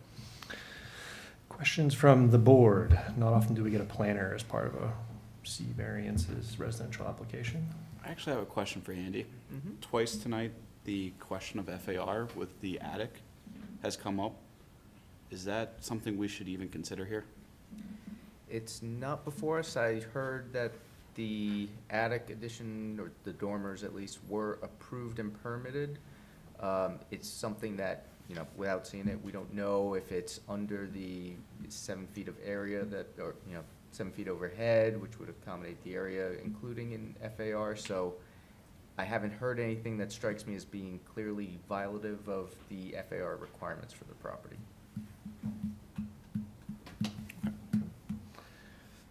David, would you care to nickel and dime the applicant over a couple square feet? I don't think it's nickel and dime. But I do, I mean, there's nothing in the planning testimony that I found controversial. But I'm just gonna say, I haven't seen an effort to minimize the variances here in terms of the design of the rear yard and everything there. Unfortunately, at face value, those efforts aren't representative. The effort is with the stormwater management system and those permeable surfaces. And I think when you look at the plan, as it was mentioned, that pool patio doesn't wrap. It's just right there in the front. You know, it's just the minimum is what they need to enjoy those different aspects of the property. So did they enjoy the pool previously to this design? I don't know. I would imagine, you know, somebody took a dip in the pool. As somebody who grew up with the pool, I can tell you, the side of the pool that abutted the yard wasn't something that we jumped from or went that direction. You know, and it's interesting to see a pool that doesn't have a patio, you know, associated with it. And I could tell, growing up, when my father cut the grass was right to the pool. So It's a nightmare. Aside from reducing coverage, would anyone here find an increase in stormwater management control? We can kind of ideate with Carl here around how to frame that. Is that a compelling alternative? No? Don't jump out of your seat, come on. It's something we see with every application. Okay. And that's sort of that's the distinction I'm drawing here. Mhm. You know, we see these applications come through, and I get it, it is an aesthetic improvement. There's nothing in terms of the front yard and the ADA accessibility that I have any issue with. You know, if it's not codified as inherently beneficial use, it should be. Are you looking to address the difference between the pre-existing nonconformity and what's proposed, or looking to shave even a little bit further off of the pre-existing nonconformity? I just want to give them some The direction. pre-existing nonconformity wasn't ever approved. Right. That's right. Therefore, I'm not using that as an anchor point. Mhm. I mean, just for clarity, and I mean, I could research it if necessary. I mean, the house was built in 1944. We could look and see when the retaining walls were put in. We did an Oprah. The permit history on the house is rather vague because of the age of the house. The Oprahs are part of the board member packets. So to say that it was never approved, it may have been that the ordinances changed since 1944 and that it wasn't an issue of it being done without permits, but it would have been an issue of what was permitted at the time or wasn't governed at the time. Because I do know, because I've been in front of this city multiple times, that the ordinance right now is not from 1944. Do you mean, are you talking like specifically to what was impervious and what was not impervious and the changes? Because I know you were speaking to that, definitely like lobbying for, let's go back to an age of considering some products impervious and not, which I am not gonna comment on, but I think it's smart to consider some things impervious when they are in fact impervious. But I do believe that, to your point, there was a time when some things were impervious, and now we consider them to not be impervious, or vice versa. Correct, So correct. we don't have enough history on that, Right. nor do. I just don't want the homeowner. characterization to be what was there was just bad and was done improperly, because we don't know that to be fact. Is what we know is when the client closed in 2017, that was not raised as an issue. And Ms. Anderson is very good and very thorough on her issuances of COs. I know I've had many of them with many clients that are over. I found Is- that concerning though, specifically, it came up several times that it was not an issue when you were going through the closing process, that there were. May I make a issues suggestion? with Well, frontage. we're not gonna resolve this with the planner. Let's bring the landscape architect back up. Let's do some more straightening. Oh, yes, Okay. please. Because I don't think, I'm gonna read a little bit into this. We didn't find the planning testimony to be overly compelling about the hardships of the lot or the prospective use. It was excellent testimony. We appreciate planning testimony. But I think that's what we're talking about, is looking at the plan, examining in terms of prioritization where we could eliminate some portion of the coverage. I do want to go down that road that you were raising. Yes. You know, do you know how many times this property has changed hands since the applicant, or before the applicant bought it? Well, I did look at the chain of title, so I don't want to be 100% certain, but I believe it was 5. Okay. Okay? And But I could be wrong, but I mean, I'm going off memory. It was 5 or 6, right? So, and it hasn't been flipped on a regular basis, but it's been through a few families. you know, Yes. there are historical surveys in the land records? Well, In the- most in the land property in the property records in town? right, well, I asked an Oprah on everything, so then Okay. the answer to that would be no, okay? Because the Oprahs are in your packets, I included them as part of the application submission. And when I do an Oprah, I do a very thorough one. I not only ask for, resolutions, notices of denial, constructions, permits, maps, documents, every once in a while we get lucky and there's something archived. Where I've been in front of this board where we've had a historical house, so we were able to get a lot with Oprah. Not the case here. The house was built 1944, so it's not really the definition of historical, right? But as you heard the applicant indicate, he tried to bring back some of those features that he liked with the original design of the house from that era. Yes, when we see these situations, and it's not the first time, you'll have the existing nonconformity, even if it was unpermitted. There will be some sort of record or testimony from an applicant who's lived in the house for like 40 years or something like that, that it's been there forever. Right. And that's something, at least personally, I've looked at differently than something that, a prior owner a few years ago put in and just didn't bother to get the permits. Right, And if I could jump in, I think we might just be going down a road with an irrelevant answer, because they are asking for, 7% over here. Even if what they had before was considered a pre-existing nonconformity, they're going above that. So we're looking at this, application as what we have here tonight with the current plans. I just don't see much benefit of delving further into what the prior surveys show. If I can just say, though, part of the argument, though, and being frank with the board and showing the pictures of what was removed, was what the applicant did indicate, though, and that was when the applicant went to do the stonework on the facades of the home and had to dig out and remove the blue stone to put in those proper footings, that was when he found out, no, you can't do that. So in hindsight, if the applicant would have known that he couldn't do this foundation work along the facade and put in all the beautiful stone facade, maybe the applicant wouldn't have done that, would have gone with some other type of material. But once that was discovered, that left the applicant in the position the applicant's in now with the pictures you see, which is just stone, gravel. That's just, I mean, there's nothing left. That's subsurface that was under that blue stone for many a year. I mean, you can tell from the pictures, this is not brand new blue stone. You can tell it's aged and weathered, and that was part of what the applicant was trying to portray here. So when the applicant came back and said, okay, now I have a problem, right? The applicant did try to mitigate, which is what I think Board Member Mullen's saying. They came in, and he's right. When you have over, right, you got to come in with something, right? Because you can't just come in and say, I want to put it exactly back, because then this board would look at us like we have three heads and tell us, no, that doesn't work. We got to offer you something.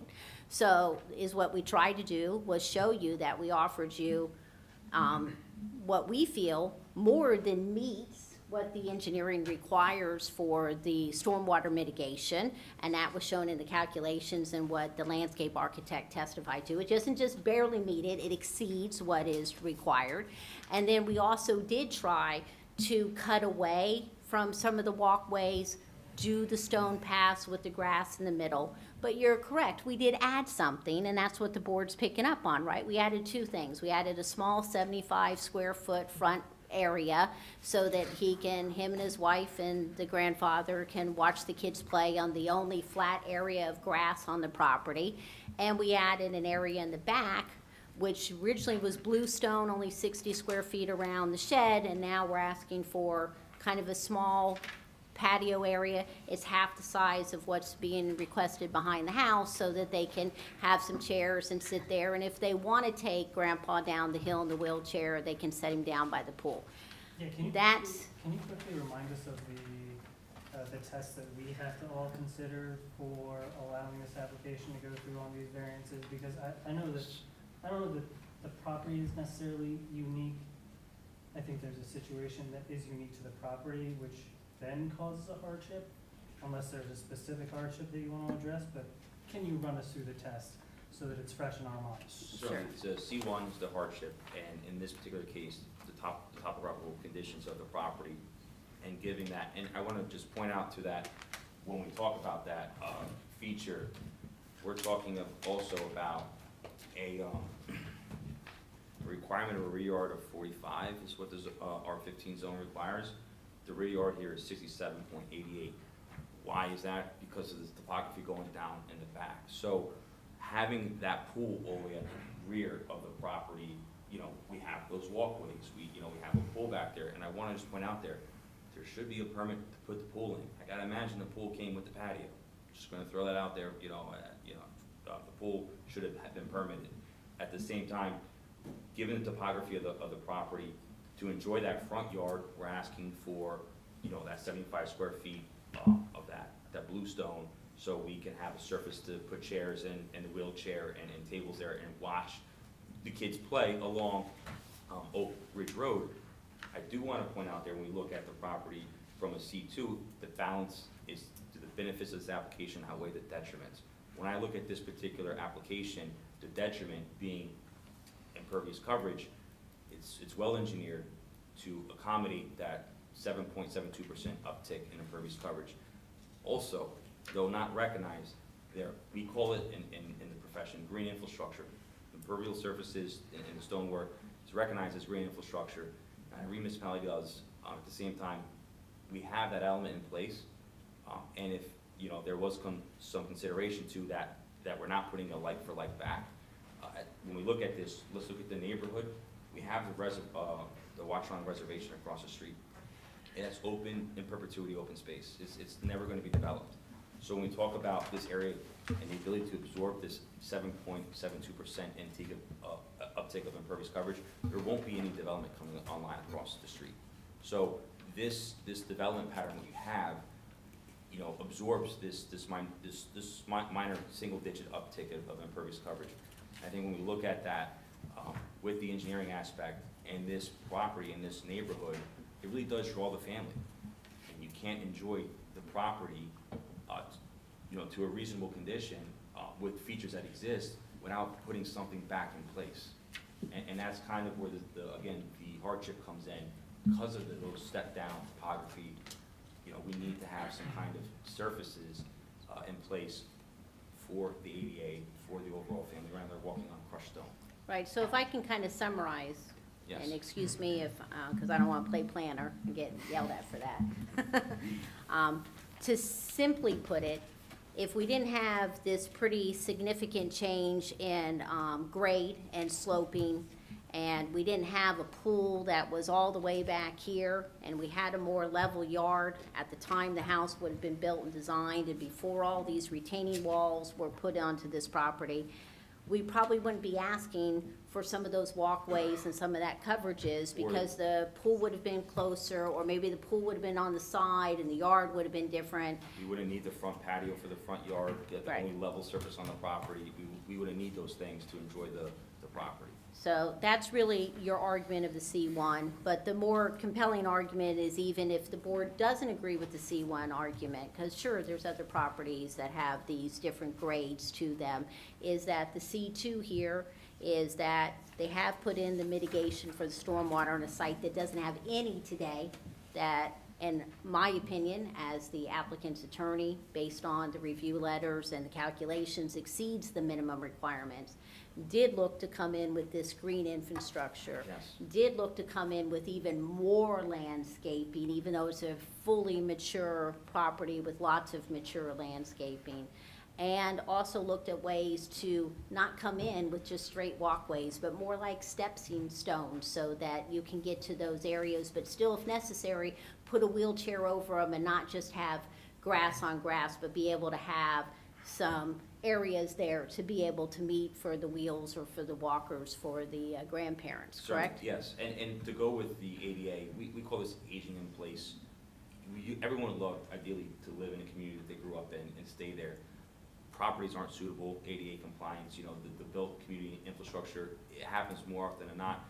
You know, I'd also say that this property recognizes that ability, and you know, that carries over for generations in use of this property, that, you know, there may be an opportunity for, you know, the next family, or, you know, the applicant himself to stay at this property and have, you know, reasonable enjoyment there in the long term. But again, to follow up on any detriments, the property has these beautiful walls, I do not see a detriment. fences, I do. all these trees. You wouldn't have any neighbor. I think there was detriment in the prior title, and it's interesting, was there issues raised to the municipality, you know, with what was going on in this neighborhood? I think the neighborhood absorbed that extra impervious coverage, though not done by permits, but here's an opportunity to, you know, take that measure and really essentially just make sure there will not be detriment to any of the surrounding properties and their enjoyment, you know, with stormwater runoff. And as the landscape architect said, you know, having that continuous bluestone and the runoff just running, you know, we're breaking that up with the, you know, the stride step pattern with the grass in between them for the walkways. I think this is a superior design than what was there. And I'm sure the landscaper will love the additional work. But in all fairness, Board Member Mullen, the applicant, and maybe it wasn't clear enough in his testimony and with the landscape architect, did look at a lot of different variations on how they could cut and not come in here and just be piggish and say, we want all of this area, we want all the way around the pool, we want all of these things. And even with that, with all the retaining walls that this property has, which are all part of those calculations as to coverage, and being able to have use of the front yard, we knew coming in here, this is not it's not a small number. We understand that. When, you know, if we could, you know, turn around and redesign the property without knocking it down, starting over, I'm sure things would be different. But we're here with what we have, and we've tried to make it much better to show the board that we have done those things, not only in good faith, but to meet the requirements of the C2 relief, and that's why we're here. So it's a little out of form, but we're creative thinkers up here. If you'd like, we have a couple of other applications sitting behind you. If you'd like to recess, in a sense, your application for 15, 30 minutes, whatever it takes, Sure. discuss with your team if there's some concession you'd like to take, we'd offer you that opportunity. Otherwise, we'll hear your closing, and we would proceed to deliberations with the application has been presented. We can concede to square footage now. We can present the modified plan, reduce square footage. Or we could discuss it if they're amenable to it. And memorialize it in some sort It's of. up to you. We're happy to do it under the gun, so to speak, but would like you to be. Sorry, Renee. Okay, yep. Can make it. Yeah. All right, thank you. Apparently, they've been talking in the back there, so Thank that's a good sign, right? All right, you're already sworn in, but we'll welcome you back. This is our landscape architect.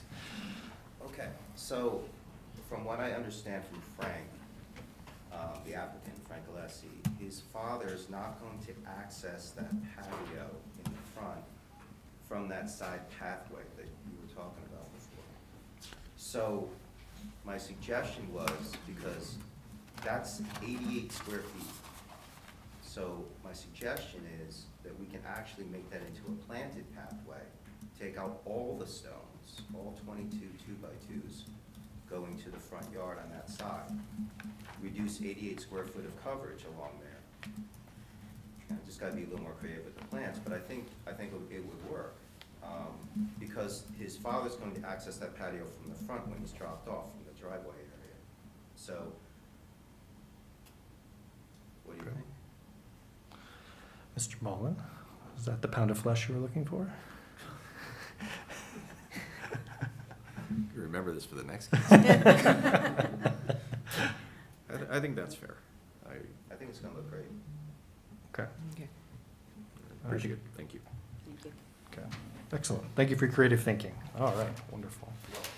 I'll ask again, is there any member of the interested public here for this application? Hearing, seeing none. If you'd like to say anything in close, we'll then proceed to our deliberations. I don't want to take any more than the board's time up. I think I've already summarized probably more than once. Thank So you we very would much. stipulate to what the landscape architect just indicated with Wonderful. removing that 88 square feet, which Okay. would bring us under what was previously there, and turn that into a planted pathway. Wonderful.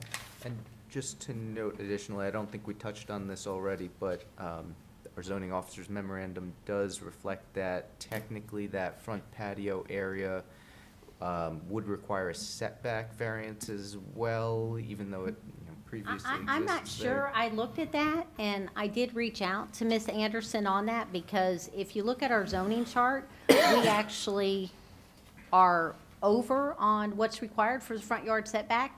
And if you scale it, I think it's a matter of her seeing it on a scale, because she did tell me she would prefer to see it on like an engineered plan, which I'm sure your engineer would probably like as well. That area lines up with is actually behind the furthest most front part of the house. And what about side yard? Is it more than 15 feet from the side property line? That it probably is, yes, so probably side yard. Side yards, okay, Yeah. so, And I did put in the notices, as you know, all the catch-all proper course. language, right? so I'm guessing the applicants are asking us to consider that existing patio, the side yard setback technical variance as well to Right. be approved this evening. Is front yard required though as well? Because the language that Krista includes here is it's considered a detached accessory structure, which is only typically permitted in the rear. So technically the DRO doesn't have a front yard setback stipulated for these kind of accessory structures. I think what is being suggested is that it would need the front yard setback, which in the R15, I have a note here, would be 35 feet, and I'm And we're not sure. beyond 35 feet, yeah. Okay, so then I think it would comply, but the side yard would be implicated. Okay, Right. excellent. All right. Scott, would you begin our deliberations then? And should I note the conditions Sure, as well? note the conditions. Sorry. Keep jumping I in. feel so immersed in this right now, rolling off the tip of my tongue. So we have three. First is compliance with those conditions noted in the board engineer's memorandum. Second is that the applicant shall submit a stormwater management plan to the board engineer for review and approval. And third, I haven't finished typing it quite yet, but the applicants shall submit revised plans to reflect the removal of the 88 square feet of lot coverage associated with that walkway to the front patio. All right, Scott, you're up. Hit it out of the park. I think David spoke for all of us. So, for me though, I was just torn a little bit with, this idea of the ADA. I think that makes a lot of sense, trying to, improve the site. But, I felt like some of these improvements were disconnected from the actual reality of getting a wheelchair, to the front and to that side pool area. But, with this concession, I could see improving this. Okay, thank you. Anyone care to add anything for Scott's summary? Yeah, no, I'll just add something to the landscape architect, which was that it was a really great combination of having the wells that were capturing, but very considerate of the actual landscape. One of my questions was, how is the overkill of capturing water going to affect your landscape? And then you crushed it by answering that question in like the next sentence. So it was, it just goes to show that you care about the property, you care about what's naturally back there anyway. I know that I don't think it's considered, and I don't think it's codified, that having a pool on a property when you buy it is necessarily a hardship. But I think it is a hardship if you bought a house, you have a pool, and you're trying to figure out how to utilize it with your expanding family. It's not young kids like we normally see, it's parents, but it's still something that you're doing, and it's a benefit to your property. That I don't see any detriments to your neighbors, and in fact, you explained this quite well, that there wouldn't be a detriment to the neighbors affected by the pool, because you're considering the water that would percolate and affect that negatively if it did, which you're in fact negating by capturing that water while also mitigating stormwater around your own house and creating all these beautiful rain gardens without necessarily attracting more deer into the area, which I think is just fantastic. So I think that's an approval, right? That sounds like that would be for this application, so yeah. I too can support the application. And Mr. Hussey, it's very obvious that you've taken a considerable amount of time and effort, not just in what's presented before the board, but in the full kind of renovation of the property to help it meet the needs of your family, but we hope the families after you and the broader community. It's worth recognizing as a hardship the grade change that does create some uniqueness for previous owners, but then also Mr. Alessi here in this case. The improved stormwater management is certainly a benefit. There's improved safety here. It's not entirely ADA compliant, but it is more ADA compliant is in that respect. The incorporation of permeable pavers is something that we rarely see applicants actually invest in, as it comes at a considerable expense, and we don't reward you for that whatsoever in the calculation. So thank you for that. And then, with regard to the just overall improved aesthetics, I think within the context of that broader neighborhood, when the project is fully complete, though this sits in the rear of the property, will nicely tie in an overall investment that's been made and suitable for the broader neighborhood. So we can support the application. With the conditions as noted, I would invite a motion to approve. So moved. A second? Second. Okay. Stephanie, you vote? Sure. Ms. Newell? Yes. Mr. Gonzalez? Yes. Mr. Mullen? Yes. Mr. Loikis? Yes. Ms. Toth? Yes. Mr. Feskins? Yes. Chairman Sparks? Yes. The motion carries. All right, thank you very much. Thank you. All right. We're going to take 5 quick minutes just to stretch a little bit, and then we're going to restart again with 3 Drum Hill Drive. Oh, boy.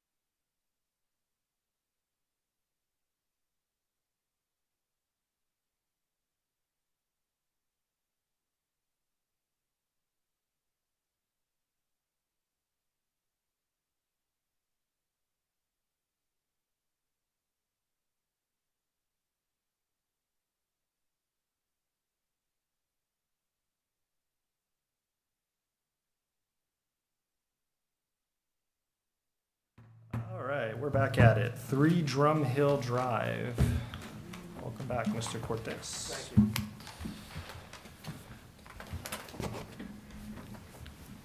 I think we'll recognize you were previously sworn. Yes, I believe the applicant and all the witnesses were previously sworn at the last hearing. All their credentials were accepted as professionals, so we can just proceed this evening. Okay. So tell us what's changed. Perfect. Excellent. So first of all, good evening, everyone. I have a new professional with me, which is engineer, civil engineer, Mr. William Scott. Okay. So he's with me, We as will well, swear him in. my architect, Mr. Thomas Bona. Okay. Okay, so just to give a little bit of recap from last hearing, we're here to address the original proposal to have over Drum Hill horseshoe driveway, and we're trying to reduce the, I would say, the impact to the driveway itself. So we're here to present the proposals that I have worked with the architect and the engineer, who are gonna help me to better explain what is the proposal for having this resolution. Okay, excellent. Any questions before we jump over, you're gonna hear for the engineer first? Yes? Excellent. Any questions for the applicant? Is there any members of the interested public here for this application? We have a Sherman contingent back there in the corner, so hang tight there, friends. All right, well, we're going to swear in Mr. Scott, and we'll hear your testimony. Do you swear or affirm the testimony you're about to give in this matter is the truth, the whole truth, nothing but the truth? Yes, I do. Please state your name, spell your last name. William Scott, S-C-O-T-T. Thank you, and I'll note for the record that you've appeared before and have been accepted by our board on numerous occasions, including recently. Any changes to your credentials since the last time you were here? No, I'm still in good standing. I imagine the board would like to accept you once again. We would. Welcome back, Mr. Scott. Thank you. So Mr. Rivas asked me to prepare a site and grading plan to accompany the architectural plans that you had taken a look at the previous meeting. I've revised the plans to eliminate the horseshoe driveway, which had an entrance and an exit off of Drum Hill. We're now proposing a single stem driveway off of Drum Hill. It would have a compliant curb opening and a compliant stem width. It would not comply to the allowed pavement width in the front yard. It would also require a variance for parking within the front yard. This property has 2 front yards as it's a corner lot. Interestingly enough, if there were a garage fronting along Drum Hill Drive, this driveway would be compliant. It's the fact that there's no garage triggers the parking within the front yard.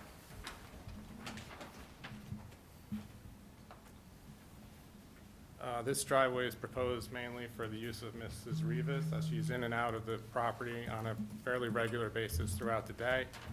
The parking area, which comes off of Mountain Avenue, has some size constraints, which makes it very difficult to maneuver a vehicle in and out of that without backing out onto Mountain Avenue, which is really the basis of why we're proposing the parking on Drum Hill.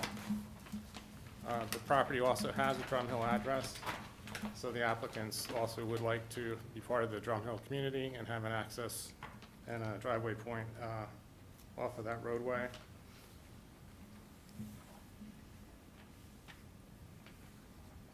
There's also an issue with parking for guests. Again, the parking is very restricted in the driveway off of Mountain, and parking is restricted around or along Drum Hill Drive as well. So this would provide a parking opportunity for guests that we're visiting. Just to that restriction, so in that stretch of Drum Hill, there's no parking permitted? Correct. And it's permitted on a temporal basis. I cannot leave cars parked overnight because of the entrance from Mountain Avenue towards Drum Hill. If I need to park a car, I need to park almost in front of my neighbors, which is right next to us. But overnight parking's prohibited throughout Summit, except like certain decks, right? 11 o'clock, right? Yeah, after 11 o'clock, I need to do the vehicles. Along with the proposed parking, Mr. Rivas is also asking to construct a 6-foot stockade fence within the front yard that abuts Mountain Avenue. That would trigger a variance for a front yard fence, as it's a 6-foot fence. The fence is proposed to be located directly behind the row of arborvitaes that run along the edge of the pavement.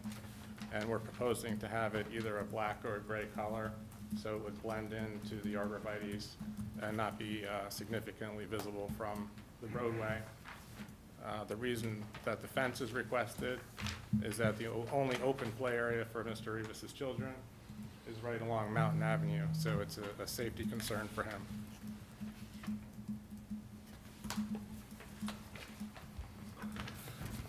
Also new to the plan that you haven't seen is the addition of 2 dry wells. We've created a dry well in the front yard along Drum Hill, which is designed with the inlet to capture the runoff from the proposed driveway, as well as a portion of the roof surface. And there's a second dry well, which is in the Mountain Avenue front yard, which again takes stormwater from the proposed roof surface. There's currently no stormwater provisions on site. The dry wells are oversized and they contain runoff from 1,196 square feet of the home. During the visit to the site that I made, we identified a small portion of the existing pavement that could be removed from the existing driveway without further hindering the ability to maneuver the site. It's kind of a triangular shaped piece of pavement just off of the back corner of the driveway. Everything shown on the left drawing in pink on sheet 1 is an existing structure to be removed. And in blue to the right you see proposed structures. We removed the existing slate walk and replaced it with flagstones with spaces between them in an attempt to cut down on impervious coverage. You see proposed 1-story addition, and then in blue shading over the existing gray home, that's the location of the attic level, the 2nd floor addition. And then in front of the house, you see the proposed driveway, proposed front walk, and in green you see proposed screening, inkberries, and spruce plantings. Maybe, sorry, Mr. Scott, just to pause there for a moment to clarify between the previous testimony we heard and what we're hearing tonight. The addition to the principal structure isn't changing, No. right? No. That's not, it's only, you've only looked and only revised with regard to the exterior. I just wanted, so when you look at our plans, just so you could identify what was what. Okay, so we may have, and you're the architect back here as well? So we'll just want to clarify that in terms of reconciling the variances that are being actually sought this evening. Okay, thank you. The existing driveway, the maneuvering is quite challenging. I took my own vehicle into the site. I could not make a 3-point turn and turn. I had to make a 5 to 5.5-point turn to maneuver my truck, this pickup truck around. Certainly, if there's more than one vehicle in that driveway, someone's going to need to back out onto Mountain. The location of the existing garage and the proximity of the existing edge of pavement to the property lines makes it impossible to add additional maneuvering area.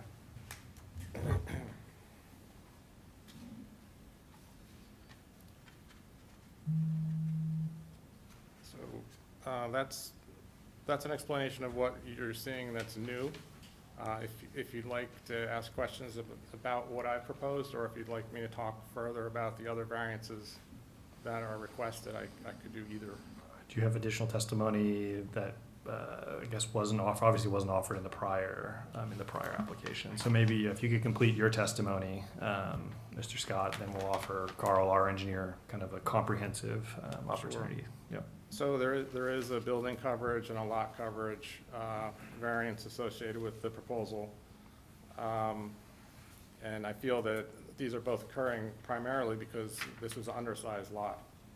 If you prorate the coverages out to the full 15,000 square foot, you'd have a compliant building coverage and lot coverage. There's also a floor area variance. Floor area, I just want the board to note, we're not further minimizing or decreasing the setbacks, and we're not asking for any additional front or rear yard variances. So it seems that the property can accommodate the increase of the floor area. I don't see any negative impact to our proposal. We're screening the parking areas. We're providing significant stormwater management increases. And that's some of my proposal. Carl, is there anything you'd like to ask about?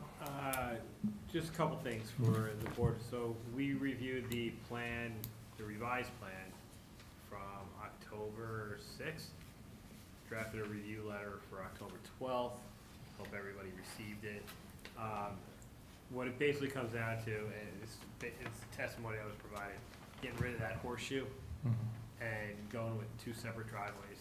So that's a major concern there that I think the board should look at. Are you okay with it or are you not okay with it? The rest of the engineering items with grading and everything else, we're okay with from an engineering standpoint. If the board looks favorable upon it, we'll work with the applicant during resolution of compliance to make sure everything goes through. Also, additional plantings have been provided and by the team over there to get it done. We do recommend that the city forester review it as well, make sure that's okay on their end. And that is the major items with this project. Thank you. Also with the engineering report, there was a comment or a question about the lighting. So any lighting that we're proposing, it would be low voltage landscape lighting along the walkways. And then we're completely open to either working with Mr. Linson or hiring a private tree expert company to come out and advise us how to construct around these. There's some large trees on the property, and we want to, any of our construction, we want to do in a method that can protect the trees. So, Mr. Rivas, would you find it acceptable, 2 conditions, to accept the revised engineer's letter, firstly, which just captures the notes, the observations that he made? Is that acceptable? Yes. Okay. And then secondarily, the submission of a landscape plan for review and approval by the city's forester. It doesn't mean something overly professional necessarily. Mr. Linson is very amenable to working with engineers, architects, whomever it might be. Would that be acceptable second condition? Yes. Okay, thank you. Are we carrying any conditions? Actually, I don't want to say it's the second condition. So we did discuss 2 other conditions during the prior hearing. One was that a stormwater management plan would be submitted to the board engineer for review and approval, and another is that a soil erosion and sediment control plan would be submitted to the board engineer for review and approval. And I don't know if those are. Don't believe we received that. Okay. Yeah, we have a notation on our plan that the soil erosion permit plan would be submitted as part of the city approval process. Okay. Do you, I would Carl, be see okay anything in with particular with the application or the site that would cause you concern at this stage? No, we could handle all that as contingency upon approval. If I wind up putting in a seepage pit or storm tech chamber or something like that, same thing like the other application, we'll need some perk tests. We need to know what type of ground we're dealing with there. So do we still need either of those plans submitted to you at this point, or? Not at this point, we can do a conditional. Leave them as conditions, yeah. Leave them, okay. And then another point of clarification, I know we have a number of variance figures noted in Krista's July 3rd, 2023 memo. From what I can tell, the only change to any of those figures is to the lot coverage percentage, which is being reduced, correct? All other variances, front yard setback, total side yard percentage, building coverage, FAR, those are all remaining at those prior figures, right? Remain the same as original. Great. Okay. Questions from the board then for the engineer? If you look at, Go ahead, Lindsay. because when you mentioned about your guests and not having places to park overnight, I am hoping with the additional driveway, your guests are gonna park in either the original driveway or in the front, and not parking on the street overnight. If we may have guests staying overnight, we will park the cars in the original one, not the new one. The new one is just for serving my wife or drop off the kids during the day. Okay. And at night, we will manage to put the cars behind on the garage. Okay, so just making sure that they're not Yes. parking on the street. And that was an observation made last time. Okay. A landscaping / safety question for you. So I was visiting a friend on Drum Hill the other day, and your house comes up real quick Yeah. when you turn on there. So I'm sort of wondering, in terms of the plantings in front of the driveway, you know, how you're going to ensure visibility coming out. And also, like, as you come off Drum Hill to turn right or left onto Mountain, you got these massive shrubs in your front yard that I think, you know, for anyone coming off Drum Hill, pose a little bit of visibility concern. Is there an ability to maybe trim them in a particular way and, you know, render a significant public safety benefit for the driving public? I spoke with Mr. Rivas after I visited the site, and I suggested to him that he first contact and speak with his neighbor down Drum Hill to talk about whether or not he can trim some of the branches on his neighbor's property. I believe the neighbor said it was fine. I also am showing at the existing driveway a removal of some of the arborvitaes to open up the sight line coming off of his driveway. Sure. That's shown on the plan. We did speak about trimming some of the overgrowth at the intersection of Drum Hill. It's not shown on the plan, but I believe you may have already started doing some of that. Yeah, we correct? start doing some cut of the lower branches, so we gain a little bit of visibility to the outcoming traffic from Brown Hill to Mountain Avenue. So we did that last weekend. Certainly, we can keep improving that cut line, just to be on the, what is the, I mean, to be Yeah. more. Maybe we build that into the conditions we talked about before, because probably I do think that is a material benefit that Yes. this It's project a would render. difficult intersection. Yeah. Any other questions from the board for the engineer? This is just because I don't remember and I'm not up to looking through all the papers again. The stockade fence is new Yes. with your, okay. Okay. All right, any further questions from the board? Any members of the interested public here for this application? No? Okay. Thank you very much, Mr. Scott. Thank you. We'll hear from the architect, if needed. Is there any material new testimony? There's no changes to the architectural portion of this application. Okay. Carl, is there anything you'd want to ask the architect about? I'm good. No? Thank you, Chairman. Board members? No? Members of the interested public? No? Thanks for coming tonight. All right. Mr. Rivas, is there anything you'd like to say in conclusion? No, just to appreciate the time and the support of the board. Of course. And we will certainly take note of the safety condition, which we're worried about it, for sure. This is one of the main drivers for the project itself, so certainly if I care for my family, will care for our neighbors as well, so. Wonderful. Thank you very much. Okay.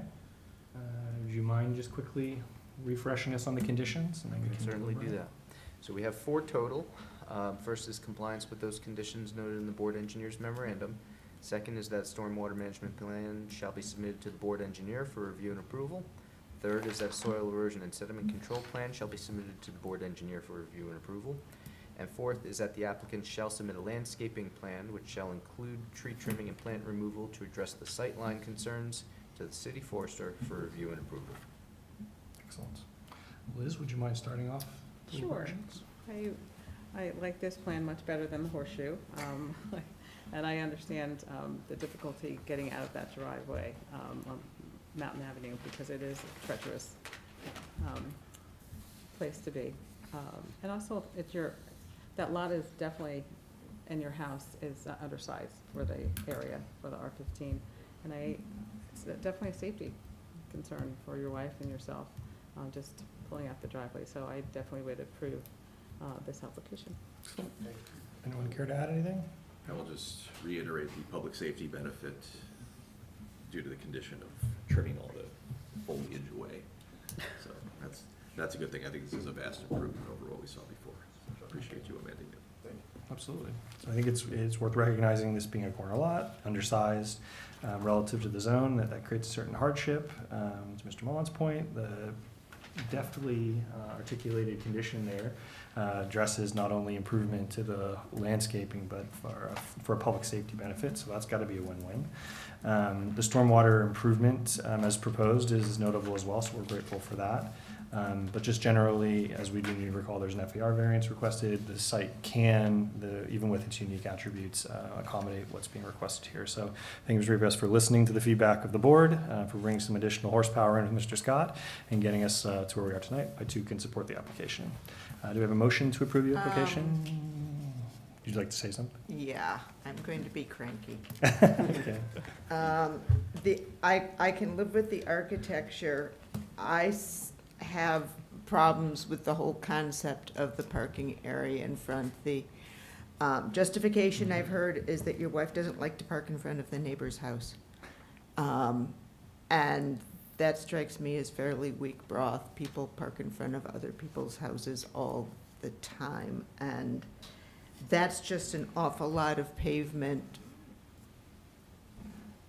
because not to park in front of somebody else's house. I could support just about everything else in this, but I really can't quite stomach the parking area in front of the house. I'm sorry.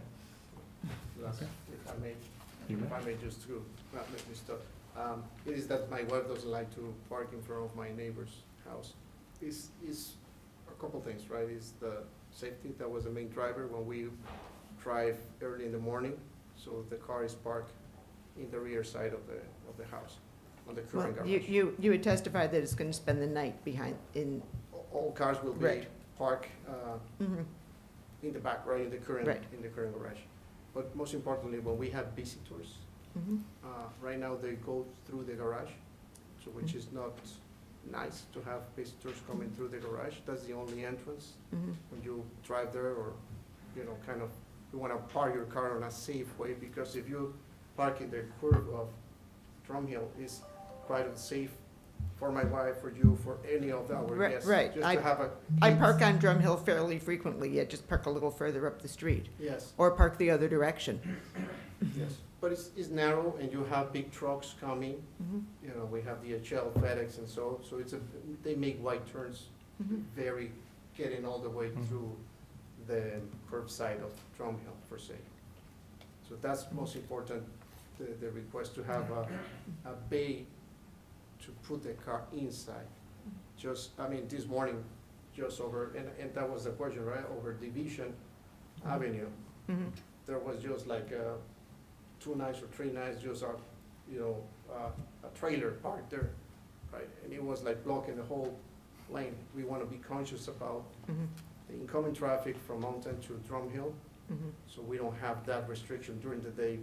We have the SUV and kind of block the whole visibility. When I pick up last time some paper bags carrying leaves to the transfer station, Mhm. it was quite dangerous to be parked in front of my neighbor just to clear the curb for big trucks. So that's primarily just to gain a little bit of the bay inside the lanes. Okay. Okay. Thank you, Ms. Toth. I think we're asking for a motion with the conditions as noted. Anyone Motion care to to- offer a motion to approve? I heard from Yeah. Liz, a second. Mr. Gonzalez. Stephanie, may we have a vote? Ms. Newell? Yes. Mr. Gonzalez? Yes. Mr. Mullen? Yes. Mr. Loiketz? Ms. Toth? No. Mr. Feskins? No. Chairman Spur? No. It's a D variant, there's a D variance here, yes. Yes. So, Mr. Rivas, you needed 5 affirmative votes, and with the exclusion of 3 members of the board, unfortunately, were not accepted for your application this evening. So what I would encourage you to do is take back what you heard in the deliberations of the board. Again, I think you've done the right thing in bringing additional expert testimony into it. Speak to Ms. Anderson in the zoning office. Ms. Sulios would love to hear from you as well. And you can make a decision as to whether or not you may want to reapply for an application. And, Mr. Chairman, I just Yes. want to clarify, you said no there, but you were just reflecting because the 3 I members voted. affirmed the no. Prior to my no vote, yeah, you would not have been approved the application, so I was not a deciding vote, unfortunately. for If you. I may ask the members of the board, we have been with this application a long time, right? Yes. what do I need to get this variance being approved? Right. I mean, I heard that we have provided the storm management, we will provide the future plans, et cetera, et Right. cetera. And this is all about safety, basically, right? So what I would encourage you to do is speak especially with Ms. Anderson in the zoning office, who's seen a number of different ways to address for lots like this, some potential alternative solutions. We're not really in a position, unfortunately, to offer a dialogue here with the board, as anything we'd be discussing would be hypothetical, unfortunately, at this point. But go start with Ms. Anderson. Mr. Scott's seen plenty of approved and disapproved applications here in Summit as well. And I think he'll be able especially to guide you from what you heard as concerns, perhaps late in the deliberations, that might address the concerns of the board relative to architecture versus engineering. And then you may want to consider reapplying, given what you've learned this evening. Okay, and rejection is because, just to be clear, Mhm. is because of the driveway on Columbia. I can't speak to why specifically it was. I think you need to piece that together, unfortunately, from the deliberations of the board, over now two hearings. Okay, Okay? But speak to Ms. Anderson. I would encourage you to speak to her. okay, Okay? Thank you very much. thank you. All right, let's move on to the next application. Sorry, I've lost my thing here. Who's next? Sorry, buried under papers there. Yes. Ah, okay. Mr. Loikitz is recusing then from this next application. You have a seat here?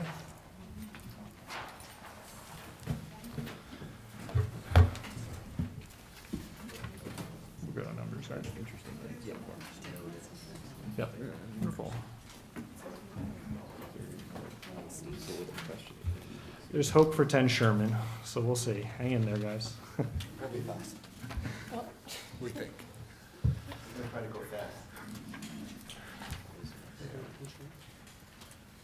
So before we get started, one of our members had to recuse from this application, which leaves us with 6 members. You do have a D variance for floor area ratio, which means you need 5 votes to approve. And now, we have 6 as opposed to the full board of 7. Would you like to proceed knowing that we're down a member this evening? Can we proceed and get some feedback and then decide if we want to wait till the next meeting to vote? If you'd like to potentially. Proceed and then carry to a future. If we feel that the feedback that we're getting may change what we're doing. And so I'll just note, the board does not necessarily need to deliberate here and then put a pause on it. We can, we would normally afford the applicants the opportunity to ask to carry after they've presented their case. That's what we like. Okay. Okay, let's do it. I feel my heart's being pulled here by the 10 Sherman crew back there. I want to get them heard tonight, so anyways, all right. So we're going to swear you in first, tell you a bit about the application, and we'll go from there. All right. If you raise your right hand. We'll hear the Once we get applicants to first. you. Do you swear or affirm the testimony you're about to give in this matter is the truth, the whole truth, and nothing but the truth? Yes. And one at a time, please state your name, spell your last name. Ben Block, B-L-O-C-K. And Amanda Block, B-L-O-C-K. Thank you. Okay, tell us a bit about the application. So, thank you so much for the time tonight. We wanted to give a few minutes and give you some context as to why we're seeking this and we're not just seeking to move. I moved into Manor Hill in June 2021, right after a painful divorce. And I had to find a house really quickly for me and my then 4- and 6-year-old. There was really only one priority on my mind. It was to move close to their mother so that I could see the kids every day, even though we were splitting custody 50%. I want to be able to pick them up at school. I want to be able to teach them piano, be their baseball coach, which was why Scott's recusing himself. And I wasn't thinking at the time about meeting anybody else, and I certainly wasn't thinking about getting remarried. But I bought the house in a really hot market on location alone, and I ignored that it only had 3 bedrooms on one floor, and it was enough for a single dad with 2 little kids, and it's been great. But then life happens. I met Amanda. We got married 4 months ago, and we've started thinking about our future, and there's new priorities that have crept in. Yes, so now we hope and plan to grow our family, but we realize with the existing configuration of the home with 3 bedrooms upstairs, it's not going to be a great fit for us. We do have 2 additional rooms downstairs, but Ben and I both work from home and we use those rooms as office space. And additionally, neither of us feel comfortable having 1 child on the first floor alone, so that wasn't an option. So we started house hunting with a very specific radius in mind for the children to be close to their mother. We even made an offer on a house. As I'm sure you're all aware, the real estate market right now is really tight, and we've been unsuccessful in our search. But further, it was really hard for us to imagine moving anyway, and the kids have been through a lot of change in the last few years, so we really didn't want to move. And even beyond that, we loved the community that we've built on Manor Hill. They welcomed me so warmly when Ben and I started dating a couple of years ago. We love all of our neighbors. We love the block parties. We love having our friends and their families over for dinner. We love kickball games at Memorial Field. It's a really wonderful community, and we really don't want to leave. So we hired Steve Hochstein here, our architect, to help us find a way to stay in the home and have 4 bedrooms on 1 floor. And I'll let Steve talk a bit more about the design specifics, but we did speak with all of our neighbors who have a line of sight to the home, and they didn't have any objections to our proposed plans. We also, when we sent out our 200-foot notice, included a personal note explaining why we were doing this, and received a lot of supportive and positive responses from our neighbors and people that we haven't even met yet. And it really just reinforces how much we want to stay in this neighborhood and make this home livable for our hopefully growing family. So that's our testimony. I can pass it off to Steve unless there are any Questions from the board? Congratulations on your wedding. It's very exciting. It's a good Summit love story for you. Any members of the interested public here for this application? No, just the Sherman crowd. All right. Sounds like it should go quick. Yeah. All right, hold your tears on there. All right, we're going to swear you in, Mr. Hochstein, and we'll let you testify. Raise your- We have some Let's swear him in first, and then we'll Okay. do photos. Yep. Do you swear affirm the testimony you're about to give in this matter is the truth, the whole truth, and nothing but the truth? Yes. Please state your name, spell your last name. Stephen Hochstein, Hockstein. Thank you, and I know you appeared before us recently, although not terribly recently. Any changes since the last time you appeared before No, the my board? license is still current, and I'm at the same firm in the same place. Thank you. Any questions, or would you like to accept them Accept your once again? credentials. Perhaps as you begin your testimony, it sounds like you have some photographs you'd like to share. Yes. We'll mark these as A1. And Mr. Hochstein, did you take these photographs? Yes, I did. On the actual photographs, it's dated as I took them on September 28th. Okay. Thank you very much. All right, you can begin. Thank you. The house is in the R10 zone, and it's a 2-story house that was constructed in 1937. In around 2010, there was a application for variance to add a, second, again? Oh, sorry. To add a 1-car garage on the right side of the house, and there was a small porch added above the garage. Can I ask you about that, sorry, the garage real quick? That's 2011? 2011, correct. When that, it's noted here in Krista's memo that the 27.7% total side yard setback was noted in the memorializing resolution. Do you or we know if a variance was granted for that? I would assume it's not because it's offered here as a variance, but just to help slim down the testimony even further, what do we make of that? Maybe Andy can look it up. I don't have You don't have the resolution. that. I do have the resolution. Do you know if the side yard setback at 27.5 was already previously approved? It was approved as part of that previous variance, Okay, correct? So what are we So doing? is it just because we're disturbing? We're doing a the area vertical above? intensification Okay. of that same variance. Okay. We're not making it any worse. Okay. But Krista Anderson said that. Thorough as always. We Okay. should include that. Thank you. So, upon studying the house, we were looking at how to add another child's bedroom on the second floor. Could you back up a little bit? I'm sorry. That's okay. Can't see through. Oh, and there's a microphone, because you gotta get the recording to the stenographers. I think you can just take it out and turn it on. Okay. As you can tell, I'm not a performer. Is that right? So, what we did was, on the first floor, there currently is a screened-in porch that doesn't match the footprint of the garage below. And if you look at the photos, you can get a good visual of it on page 2. You can see there's a porch and there's kind of roofs that stick out around the porch. What we're proposing to do is to remove that screened-in porch and replace it with a conditioned space that aligns with what's there now, and then vertically go above it with another bedroom.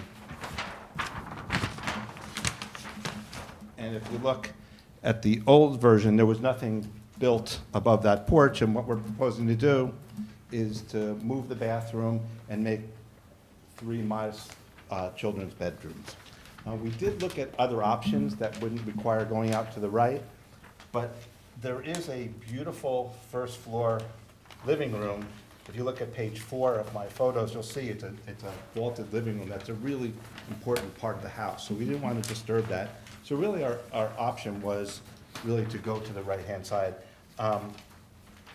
We feel that, that it's the least intrusive on the site, because one of the questions that the engineer had put up in their staff comments was, are we doing any kind of water management or changing the site? We are not touching the ground as part of this proposal. We are just going vertically above what's already there. So some of the things that we did to mitigate the change is, put this down for a second.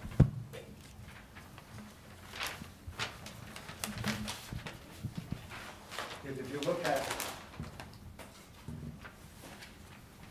the elevations that we did, we are building out above on the right-hand side, but we lowered the plate in that room, so it would not have as much of an effect on the right side neighbor. We sloped the roof away from the neighbor, and we did have to add a small dormer into the bedroom that's in the front, because we needed to maintain an egress window that we were removing by placing the bathroom there to just make sure it's safe.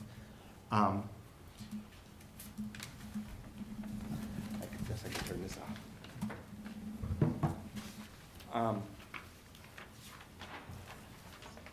So what we're proposing is to extend a non-conforming combined side yard setback of 27.5%. It's also important to note that the required setback is 12 feet on the sides. We are still maintaining that we're above the minimum setback. It's just a combined setback that is affected, and we're also asking for a small FAR variance. We tried to minimize that as much as possible. We were currently at 25.93% at 3,209 square feet, and we're only adding 194 square feet onto the house by doing this.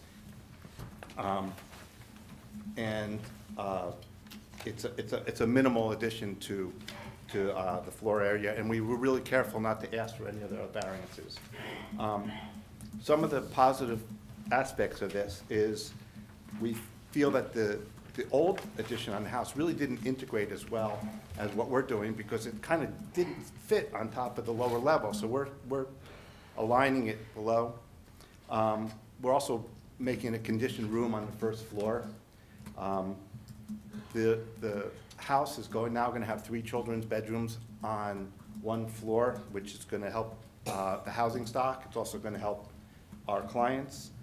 We respected the context of the neighborhood. In the staff report from the Historic Commission, they felt that it was a minimal change, and one of the questions they ask is, are we maintaining the same materials?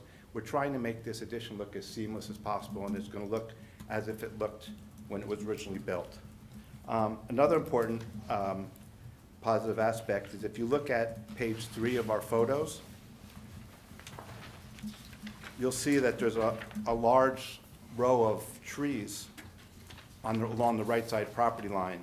And so the top photo on page 3 is taken from the front yard of the right side neighbor looking back at the house. You can't even see the house.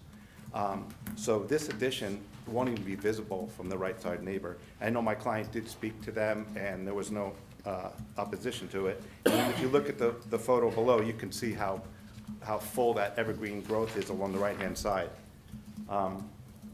So we don't feel that it's going to have any kind of negative impact on the quality of the right side neighbor, the openness, the air, the light.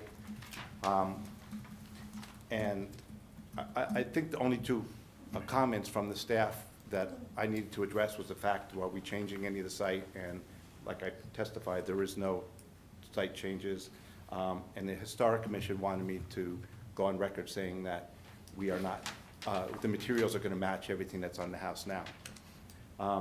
So we feel that the changes are very small in size, but they really be useful for the owners that are there, and that the changes that we're doing are not unusual for, to have 3 bedrooms and a primary suite all on one floor for a house.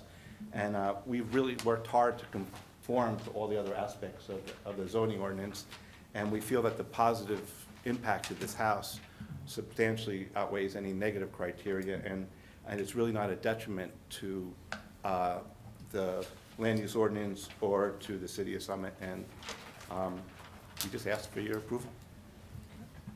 Can the site handle the additional intensity of use posed by the FAR excess, in your opinion? Absolutely. I don't think it's a problem at all. Carl, anything you want to raise within the engineer's report? No, from the engineer's report, they stated no site work on the project. Good with that. Basically an add a level. So from an engineering standpoint, we have no comments on it. Okay. Thank you. And you would accept, Mr. Block, the engineer's letter as a condition of the application, just kind of codifying all of his observations? Excellent. All right. Questions from other members of the board? Could you help me a little visualizing the roof line? As the house stands now, it's not symmetrical, but it's balanced. And with the front elevation, it looks certainly to the right as though it's one single mass with a really awkward roof line. And I think from the floor plans, there really is going to be a little more depth than looks there. Absolutely. That's a good question, and I did take a picture from, on page 3. You can see how the right side is substantially set back, so it's hard in 2 dimensions to really get that effect, but this whole right side is substantially set back, so Okay. you're going to really see this part of the house, and this part is not going to be as visible. I mean, just looking at the roof line itself, where it starts to go down and then flattens and goes across, it looks like a tumor. And I think that's not what's going to happen in 3 dimensions, but I want to be reassured.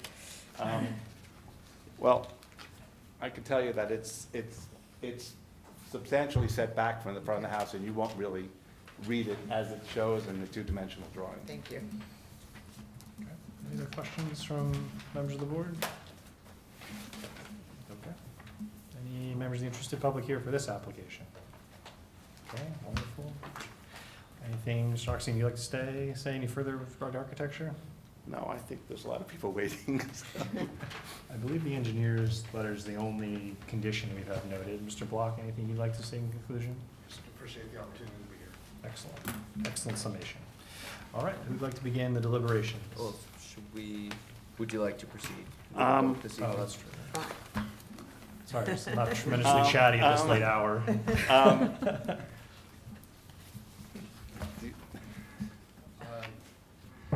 This is your chance, because if they say no, you.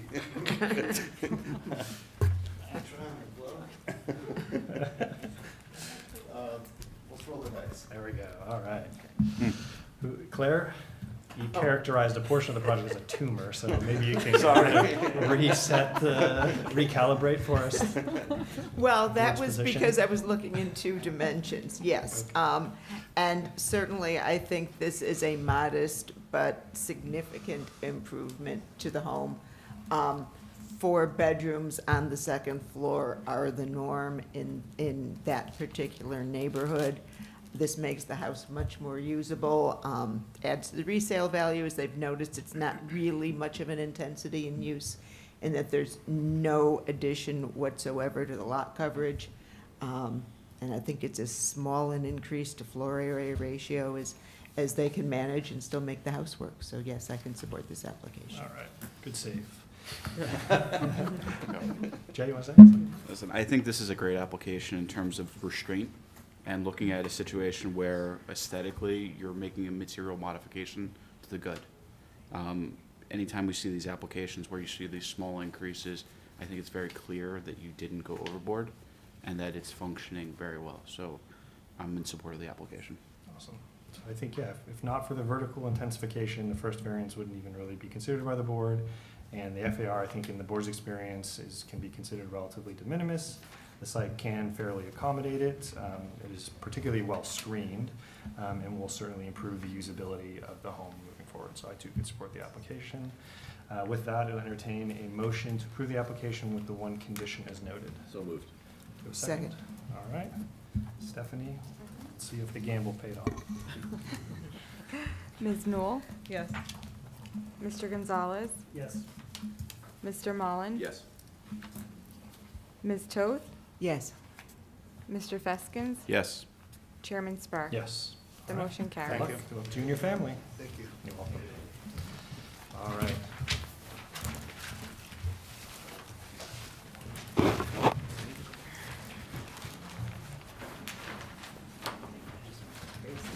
The board will note that Mr. Loikitz is returning to the dais. Welcome back, Mr. Loikitz.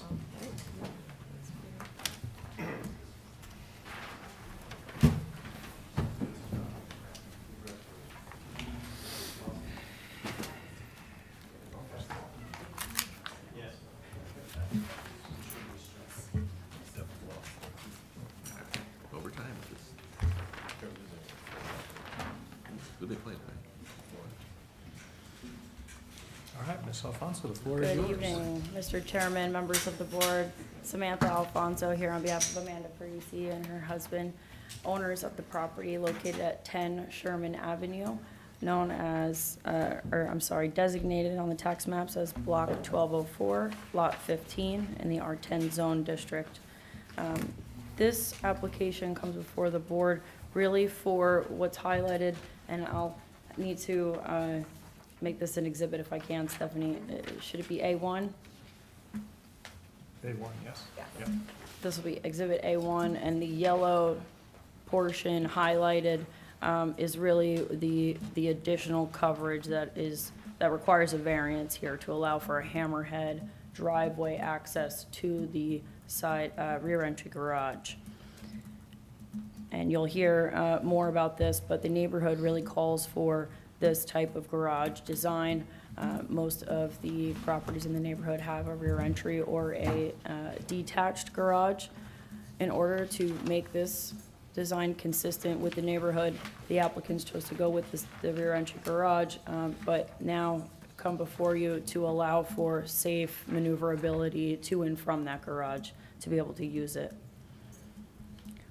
The coverage proposed is now 39.9%. It was reduced from the original application. It went through various reiterations of the plan since we came in January, I think, of last year. I think if I am remembering the SDL portal correctly, the former home was demolished back in January of 2022. And the new construction was approved with all the permits approved January of this year. Now, really what is left is to allow for the driveway access and a couple of little additional areas, and I'm going to show what I'll call Exhibit A2 if I can. This is my colored version of Andrew Clark's exhibit, the dark green areas are proposed landscaping. The blue is what is proposed with this application. And the yellow exists and was previously approved and permitted.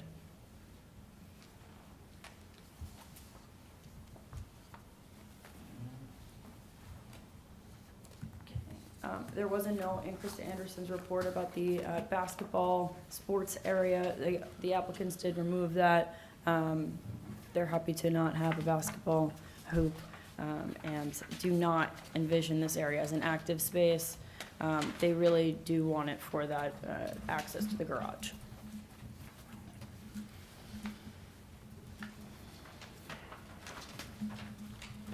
Okay. Unless the board has any questions of me, I would ask Andrew Clark. Any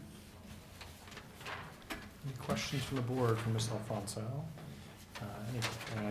These are neighbors here. They're quick becoming zoning experts. I've seen them in a number of other applications, whether you like it or not. Any questions generally? Otherwise, we're going to hear from Mr. Clark and then also an architect. We have the applicants here as well, and we do have the landscape architect if the board has any questions. Since we're late in the evening, I would recommend we go straight to Andrew Clark to discuss the coverage and the stormwater, which is really the crux of this application. Let's hear from Mr. Clark then. Okay, thank you. Do you swear the testimony you're about to give in this matter is the truth, the whole truth, nothing but the truth? I do. Please state your name, spell your last name. Andrew Clark, C-L-A-R-K-E.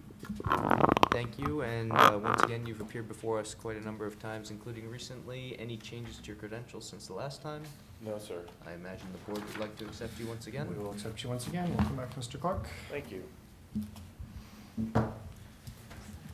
So I will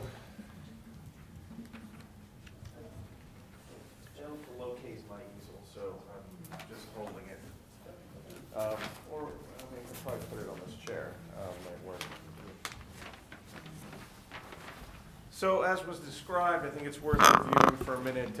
This property was purchased and a new house designed for the site. So on my plan, which you have before you, lot grading plan, the last revision I have is September 22nd, 2023. The existing conditions that are shown on the left, I clarified with the title that that house is, has since been demolished, but it also does give context to the project and the site in general. On the right side are the proposed conditions, understanding that the house and the immediate appurtenances, the fireplace and the air conditioners and the window wells are already existing now on site. In fact, I've done an as-built to verify their location and size and all that in accordance with the C of O that's been issued, or TCO, I think it is. So what's at issue at this point is, and I think it's instructive to go back to the permitted plan, which I believe was also submitted with this last revision for context. So this would have been the permitted plan. On the permitted plan, you can see, and it was indicated on the exhibit on the screens, the driveway has always been planned to come in the right side, and I had a little sweep in there, and it's 25 feet behind the garage is the depth of the driveway. It's narrow. That was the only way we could get the driveway to work functionally with the rear-loaded garage, given the layout of the house and the constraints that were involved. We also had a patio that was inset from that driveway area that was 18 by 18. What we're now proposing, and the front walk and a little connecting walk on the side, those are remaining substantially the same as was permitted and originally proposed. We narrowed the front walk a little bit to try to make up a little bit of coverage there. That's remaining the same. But now what we're proposing is the patio is almost the same, it's different shape. So it was more square, 18 by 18, where now it's 14 by 23. It's conforming as to setback, and that 14 by 23 is within 2 square feet of the 18 by 18. So the patio itself and the main sitting area of the patio is essentially the same area. What's added for the patio is we're proposing an outdoor kitchen in this little alcove area of the dwelling, and then connector from the door that's in that alcove to that patio area. So there's some added coverage in that area, in that alcove. And then the primary add is this turnaround area and maneuvering area in the back, which provides maneuvering and parking and the ability to get in and out of the garage more easily than the original design and the permitted plan. But of course, it adds lot coverage. In terms of the lot coverage, obviously the primary concern with lot coverage is always the runoff and stormwater management. In the context of this site, even without the excess coverage right now, I had put forward as part of the permitting plan a bit of an over-design. So in Summit, if you're over 300 square feet, you're required to provide stormwater management. For a site like this where you have existing conditions and existing coverage profile, and then you're proposing coverage, the requirement is technically to manage that increase in coverage, to make sure there's no excess coverage that's being added to the project, and that if there is, that's managed, whatever that excess is being managed. So in this context, what I always do in Summit and most of the towns that I work in, to be honest, is try and go above and beyond. So what we instead did, instead of that delta, we just managed the entire roof area for the new dwelling with a little bit of excess. I always size it up a little bit. So that tank is actually currently installed. I know there was one of the comments was maybe we should put it in the front yard and, you know, look at the drywall a little bit. That's already installed. There was a perk test done. There was, unlike some areas of Summit, a pretty productive perk out there. It was more than double the normal rate that you want to see in order to empty that tank within 72 hours. It was actually, you want about an inch an hour for a 6-foot diameter tank. You want about an inch an hour to drain it in 72 hours. We were closer to 4 inches an hour on the perk test, which is good because it's a field perk test. You usually want that to be higher than what your benchmark is anyway. Nonetheless, the soils were productive. The drywall has been functioning. It's been installed since, I think, June of 2022. More recently, the roof leaders have been connected to it, so it's functioning as intended at this point. I did look at it earlier today. It seemed that the tank looked dry, so I think it's doing exactly what it's supposed to be doing. In the context of the additional coverage, what's not shown on here that we have since discussed, we did have some communication with some of the neighbors and then internal discussions with the team. What I'm going to propose right here is to take and skirt the coverage area with what I've referred to on other plans as an infiltration drain. I've used them to good success in Summit and other towns. It's an effective way to pick up runoff when you have sort of a linear arrangement. You don't have, you know, swaling that you can direct the water to an inlet per se. So you have more sheet flow, what we call sheet flow off of the driveway. Even though it's very flat in the backyard and it's very modestly graded, to say the least, any water that reaches the edge of that will fall into this sort of passive drain that's a stone trench with a perforated pipe in the bottom that we can just connect into the tank. So it would pick up any of the runoff from that rear area that may want to move off of the hard surface and anywhere towards a neighbor. Of course, there is some distance between that and the boundaries, and again, it's very flat, so there isn't a lot of water movement even when you do have significant rainfalls. If anything, you get some bird bass and ponding in the backyard. Was there any observed? I mean, it's a wonderful concession here. Right? Mm-hmm. It was it's okay. I was like, where's that coming from? It's a wonderful concession, and thank you for listening to the neighbors. I mean, was there an observed adverse condition either prior to construction of the principal property or during construction or perceived to be afterwards? Not that I've seen in the numerous visits I've made to the property through the course of construction. I did have a follow-up conversation with the builder to have a little bit of insight to what he was seeing in the dwelling, because I often don't go in the dwelling. He indicated that in fact there's a sump pit in the basement, as there are in all new dwellings now, but they only recently, like a few months ago, even hooked up the sump pumps because there wasn't even water accumulating in there, which is, for me, a very good sign. It means that the soils themselves are not something that have these anomalous conditions, or, you know, springs or feedback or anything going on and that's sort of adverse. So they didn't need the sump pumps running through most of the construction, is what that means.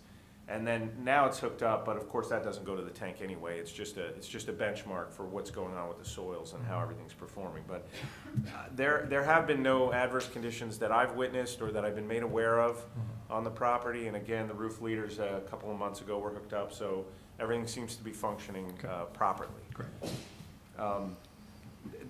Those are the measures that we're proposing. I don't see in this application with this added coverage a couple of things I'd point out. One is I don't see a negative impact. I'm confident in the design and seeing that it's actually working on the ground. So I'm confident in adding a little bit of drainage just for belts and suspenders on the coverage that we're proposing. Will function as designed. If we found, as is often the case with this board, you held jurisdiction and there was something that was coming up as problematic, a couple of things. First, it would be felt by the homeowner before any neighbors. And if that happened, they have a direct line to me and say, hey, you know, we need to do something here. We could supplement the whole system by adding a supplementary tank in the front if that became necessary. I'm pretty confident it won't, but if it did, it's an easy add to the system. And the second thing is, just in the context of the coverage, I wanted to point out that the existing house that was there had the patio, which is roughly the same size as what we're talking about. It was 425 square feet. We're talking about a 450 square foot patio, including the adds in the alcove area. And then the driveway had probably 900 square feet of that area in the back. So we have probably about 300 square feet above that. But it's not like pure add on our plan. It's in a comparative basis looking at what was there before. And again, I think that the stormwater measures that have been implemented will more than offset that increase, and that there shouldn't be any adverse impacts to any neighbors from this application. It's also worth noting that in the back here, there's 3 mature trees which appear to not have been negatively impacted by the construction. I looked at that also when I was out recently. So those are very big oak trees that are, you know, in good shape and help a lot with the stormwater profile of the rear yard area and as far as that goes to the neighbors. And there's good screening in here. There's a very thick arborvitae hedge in the back. Over here, there's a shed sitting right about there that's sort of screening this part of the property. So it's my opinion that there won't be any negative impacts from the use itself in terms of the patio and the movement of vehicles on the driveway. Shouldn't be something that impacts the neighbors in any practical way. Together with the landscaping that's proposed as part of the project, I think I'm confident in saying there should be no negative impacts to the neighbors. John Lansing's report mentioned something about the landscaping, right? Yeah, I think he agreed that there was adequate screening for the neighboring properties, yes. One other point I didn't mention, and should have, can you just discuss the shape of the existing property? And it's pretty narrow and deep and has a funky little. Yeah, it's 75 feet wide and it comes sort of to a point in the back. So it's a little bit different, and then, you know, there is also the overhead wires that cut across the back that sort of feed this neighborhood through the back lines. So you do have wires running through there as well. But yeah, no, it's a 75-foot wide property, so it's not as wide as many of the properties in Summit.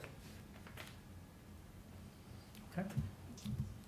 happy to field questions. Carl, anything you want to note from the engineer's report? Just one thing, you talked about the trench drain, but where is it going? Because I don't see it on the. Yeah, it's not on this plan. It's something we discussed subsequent to the issuance of the plan, so. What's it going I mean, back? I can indicate right on the. That'd be screen. fine. It's easy enough to indicate up here. So what I would propose to do is along this edge of the Okay. hard surface, or any runoff that's making its way in that direction would Yeah, you're would get catching into that it, drain area. you're catching it like a French drain. Yeah, so it's like a French drain. I call it an infiltration drain. I Yeah, put a same perf thing. pipe in the bottom, you know, 12 to 14 inch wide of stone, And then tie in. and then usually do something decorative on the surface, either pea gravel or river rock, something that's a little more aesthetically pleasing. And you reviewed our report, you're okay with it, any Yes, concerns? yes. I think when Dipti wrote that, she was understandably a little confused about what was existing and proposed. And Correct. She was talking I about think some this clears aspects up. of what's already done. But yeah, I don't have an issue satisfying the report or any supplemental report that Perfect. may And I'm emerge. really happy with the perk rate. Yeah. I mean, you get that much perk, that's Amazing. good. Yeah, it's a good part of Summit Yeah. in that sense. So, Ms. Alfonso, we would just ask as a condition of the application to accept the engineer's letter? Yes. That's okay? All right, course. wonderful. Okay, Carl, so Carl's done. Any good. questions from the board for the engineer? Jay? I just want for a point of clarity here. Sure. With the original plans that were approved and built, was there any variances being requested at that time? No. So the variance requested here is for only lot coverage? Correct. Everything else is conforming, FAR, building coverage, setbacks, height, and has all been verified. And the last question I would have is, after reviewing of the plan and hearing our statements on earlier applications, is this as restrained as you can go with terms of coverage request? Well, it's interesting you said that. We were just chatting in the hallway. And the one thing that we did discuss that I think I could volunteer at this point, where we could make up some notable coverage is, and I've done it on other projects before, it works fine. In fact, I think it's gonna become more of a trend, is taking the driveway on the run-up, the front section from the sidewalk to the back of the house or close to it, and making more of a drive path type of arrangement where in the middle you have 2.5 or 3 feet of grass, and then, you know, you drive on the 2-3 foot strips. That would probably get us another couple hundred square feet of So coverage. I believe that our landscape architect was able to calculate it, and it would bring us down about 350 square feet, roughly. There you go. All right. So, okay, that's Feel like we right. spoiled So his I'm testimony. sorry, it's gonna be about 290, 300. Okay. We keep that. Nice try. Does that take our percentage too? So we don't have to do math? Good question. I think it's about 37%, but let's let Andrew, But cuts it in half, right. yes. Cool. Yes. Okay. And what's the lot size? 12. Yeah, it gets about 37.5%. Okay. Very generous, thank you. I had a question, Go ahead, go and ahead. this is me not being able to visualize very well. I mean, if the original back of the driveway was going to be a square and now you want to add the rectangle to it? So on this exhibit, this dashed line Right. here Okay, was what the original Right. Approved plan so was. could, So we're looking Mhm. fundamentally and primarily to Sure. add that. sure. So, I mean, when this was originally done, whoever made the plan assumed that was going to work. I mean, could you use? Well, it does work. Okay, I was going to say, could somebody take, I wish we had a Matchbox car, and show me how the car would have to, what the car has to do to get in and out of the garage Well, I've done this without exercise, this so I can and tell with you. it? So- Thank you. So the car would come like this Mm-hmm, and back up and then pull into the garage okay, in the permitted plan that's there. okay, This provides flexibility in a number of ways. One is that you could, for example, pull forward and then back into the garage, mm-hmm, or you could pull in this way and then have a bit more room to make that maneuver, and it makes it easier on that outside bay mm-hmm, to get in and out. The inside one's a little bit easier to maneuver Right. in and out of. Do you need all of that space to do it? Well, I think the other issue I've been made aware of in our discussions is there's a lot of activity out on the road here related to the two schools. Oh, yeah. And so having the ability to park the car back here, even if you're coming in for the groceries or it's temporary and you're just stopping there for an hour or two, is another added advantage of that space. Well, there's a lot of driveway for that. Well, there is, and then you have to move the cars when you know. And I think we're eliminating that It's with- an added functionality question, really, more than anything. Do the applicants own more than 2 vehicles? Well, probably not at this point. Not at the moment, but, sorry, we have family that comes often and comes. So Can- maybe can we we just gotta just- swear Should you we in real have- quick. yeah. Yeah, bring you thank to the you. microphone That's and why I swear asked you in. indirectly, so you. If you could raise your right hand, do you swear from the testimony you're about to give in this matter is the truth, the whole truth, nothing but the truth? Yes, And please state your name, spell your last name. Amanda Poole, Poole. Thank you. At the moment, we have 2 cars, but as I said, I have family that comes to town quite frequently. They own a place in Summit, and so they're at our home all day long. And so up to this point, they've been parking on the street, but this would allow them to park, for example, in the back and continue to get our own vehicles out. So is it fair to say the primary purpose of the amendment is to provide on-site parking? Honestly, it's to use our garage. We prefer to do that. We have 3 young kids, ages 6 and under. And I drive a large SUV, so I have actually gone back there, and it is a trying to get in as is. And so that would allow us to ultimately use our garage. And that's the goal. With the path amendment, I think can I tell you that you mentioned you don't plan on Yeah. parking in the driveway Correct. specifically, and that's why she was willing to do the path type of amendment to get rid of some coverage and do plantings in the middle of the driveway. Otherwise, you could just park there, sure. Yeah, our garage is only operable as of today, actually. So up to this point, we have had to park in the driveway.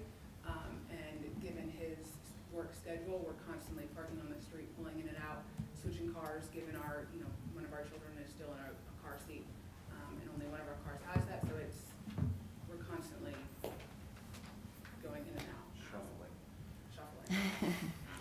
And adding to the congested street. Questions from the board? For the engineer? Hearing none. Any questions from the interested public for the engineer, understanding there will be a landscape architect? You're welcome to come up. Yep. We'll just ask for your name and address, and if you can, limit it to questions only. Yes, my name is Marianne Kouaridis. I live on 1 Lorraine Road, which is the lot number 4 on the grading plan. If you need my name, I have a sticky note so you can have it. So first of all, I appreciate, and I'm coming to the questions, but I appreciate the fact that you're considering these additional drainage along the edge. I think it's really good. Now, my question is that it's my understanding that supplemental measures will be considered should the proposed stormwater management be deficient or insufficient. So what are the criteria? What are you looking for to declare that there needs to be supplemental measures? And what will be the process, and how will we know, me as a neighbor, that there are some issues that will need to be fixed? Sure, and I'm happy to respond to that. I think I did address it a little bit in some emails, but it's good to clarify with a larger group and with the board itself. I've only had a few instances where we've had post-construction, there's been an issue that's come up. On those couple of instances, it's, I was gonna say almost always, it's always been a situation where the resident of the house has experienced some sort of negative effect. Recently, I had one where they got a flood in their basement because the sump pumps were connected to the tanks that they shouldn't be, and there was some adverse, roof leader systems weren't pitched right. So what ended up happening is the sump pump was going like crazy, and it was overflowing constantly, and it went in the window well, and it flooded out the basement of the resident. And then they called and said, you know, we gotta figure out what's going on here. So we've put together a plan to shore up the stormwater they have, and then add in a separate avenue for the sump pump discharge. So when these things come up, they've come up, and they're normally, when there's an issue, it's the resident themselves that feels it and has an effect first. I've never had a situation so far, knock on wood, that a neighbor has said, hey, I'm getting flooded out, and then the resident said, well, I don't know, I'm fine, you know. Maybe just to pause there for a moment, Mr. Clark. Ms. Alonso, would you accept as a condition of the application, the board retaining drainage jurisdiction? Yes, Okay, yes. so it is. what that would mean is if you were to experience, in this case, stormwater management condition that is worse than what the existing condition was prior to the improvement, you would have a recourse coming back here to the board to compel the applicant to take action that would address whatever negative impact has arisen. All right, that's good, Right, because, and I mean, for me, the first line, that's like going to court. Right. You know, like, so usually, before you go to court, hopefully there's some discussion that can Yeah, occur, and yeah, some sort of mitigation that could be employed Yeah. to address specifically whatever you might be experiencing, thank you. or what the homeowner might be. Yes, Would thank you you. mind if we swore you in and you can tell us a little bit more about what you may have been experiencing? Sure, so, We're yes, gonna swear you in though for it, yes, so. sure. All right, if you could raise your right hand. Do you Yes. swear or affirm the testimony you're about to give in this matter is the truth, the whole truth, and nothing but the truth? Yes, And this time I will ask you to please state your name, spell your last name. thank you. My last name is Cohard-Radice,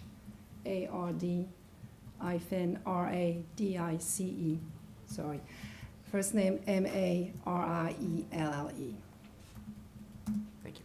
So the reason why I'm asking all these questions is because since the construction, I have noticed an increased use of my sump pump. I call a plumber, and there's nothing wrong with it. So I'm not an expert, so I was immediately concerned about it. So I do see a negative effect already. There was also some areas, heavy rain this weekend, so I don't know if it's something that's related to the construction Yeah, it's hard or to know anything else. sometimes with those problems. But it's just, whether I've been living Yeah. here 3 years, and I've never experienced that before. Yeah, and I think what I indicated to you, I would consider it pretty unusual if there was a below-ground effect that was happening that far away from the dwelling, that we wouldn't be feeling in our own, in the dwelling itself. Okay. So that was one of the reasons why I contacted the builder and said, hey, what have you seen with the sump pump here? What kind of activity, has it been running? And then he was like, no, I only recently hooked it up. So, you know, I mean, I'd be happy to come out and take a look and see if there's something I can offer, as Why not? far as what might be going on with your sump pump. But sump pumps are interesting, and they're very different than surface runoff in terms of what can be contributing to Yeah. them. Okay. Can you speak to Mr. Clark, just now that the roof leaders are connected, the sump pump is operating, and this is before the additional improvements that you're proposing here are offered, how is stormwater management how is stormwater captured on the Right, site so right now? so the way the dry well functions and the stormwater works now is that the roof has gutters all around it and then downspouts, and all those downspouts go into piping that routes into the tank. And the dry well tank is basically, it's an 8-foot diameter, 6-foot high concrete rings with holes on the side, and then it's surrounded by stone, and it's on a bed of stone. And it's down below the ground, so the top of the tank is probably 3 or 4 feet down, and then the tank goes down from there. So when it rains, if you get enough rain that it comes down the downspouts, it gets into the tank, and then the tank is sized to accommodate a 3-inch rainfall on that roof area, which is a pretty substantial rain. So it can hold that much, and then what happens is it stops raining, and then the water settles down to the ground, so it percolates into the ground. It doesn't, what I was alluding to and I'm trying to describe now is it doesn't really go sideways much. The water, to the extent it does, it kind of goes maybe on a 45-degree It doesn't move laterally because there's really no pressure or movement that's forcing it that way. You know, to get to your property, you'd have to have some sort of mysterious underground conduit, you know, like a trench of stone that was in there or something that would usher the water towards your property for it to have that kind of effect so far away from where the tank is.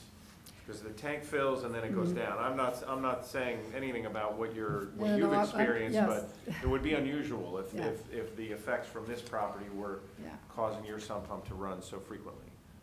Are there any uncontrolled stormwater conditions on the site presently I of mean, note? Other than the yard, but it's a yard, and there's landscaping and there's other landscaping on the neighboring properties in advance of the houses that are there. So I didn't see anything unusual, and there's no steep slopes or, you know, again, the backyard, there's one contour line there, so it's quite flat. So given that the stormwater management control is substantially in place today, will only improve, assuming the application is accepted, what's an appropriate point in time for the neighbor to be monitoring this to potentially come back and speak to you? Yeah, well, I would say the sump pump thing is interesting, and again, I'm happy to come out and take a look at it and offer my thoughts on it if there's something that I can identify. But I would say you always want to wait until all the final landscaping is in and settled. So, for example, a lot of complaints do happen during the construction process because the ground is stripped bare and it doesn't behave the same way as when there's landscaping installed in terms of absorbing just common little storms that you have. And then, let's say you put sod down.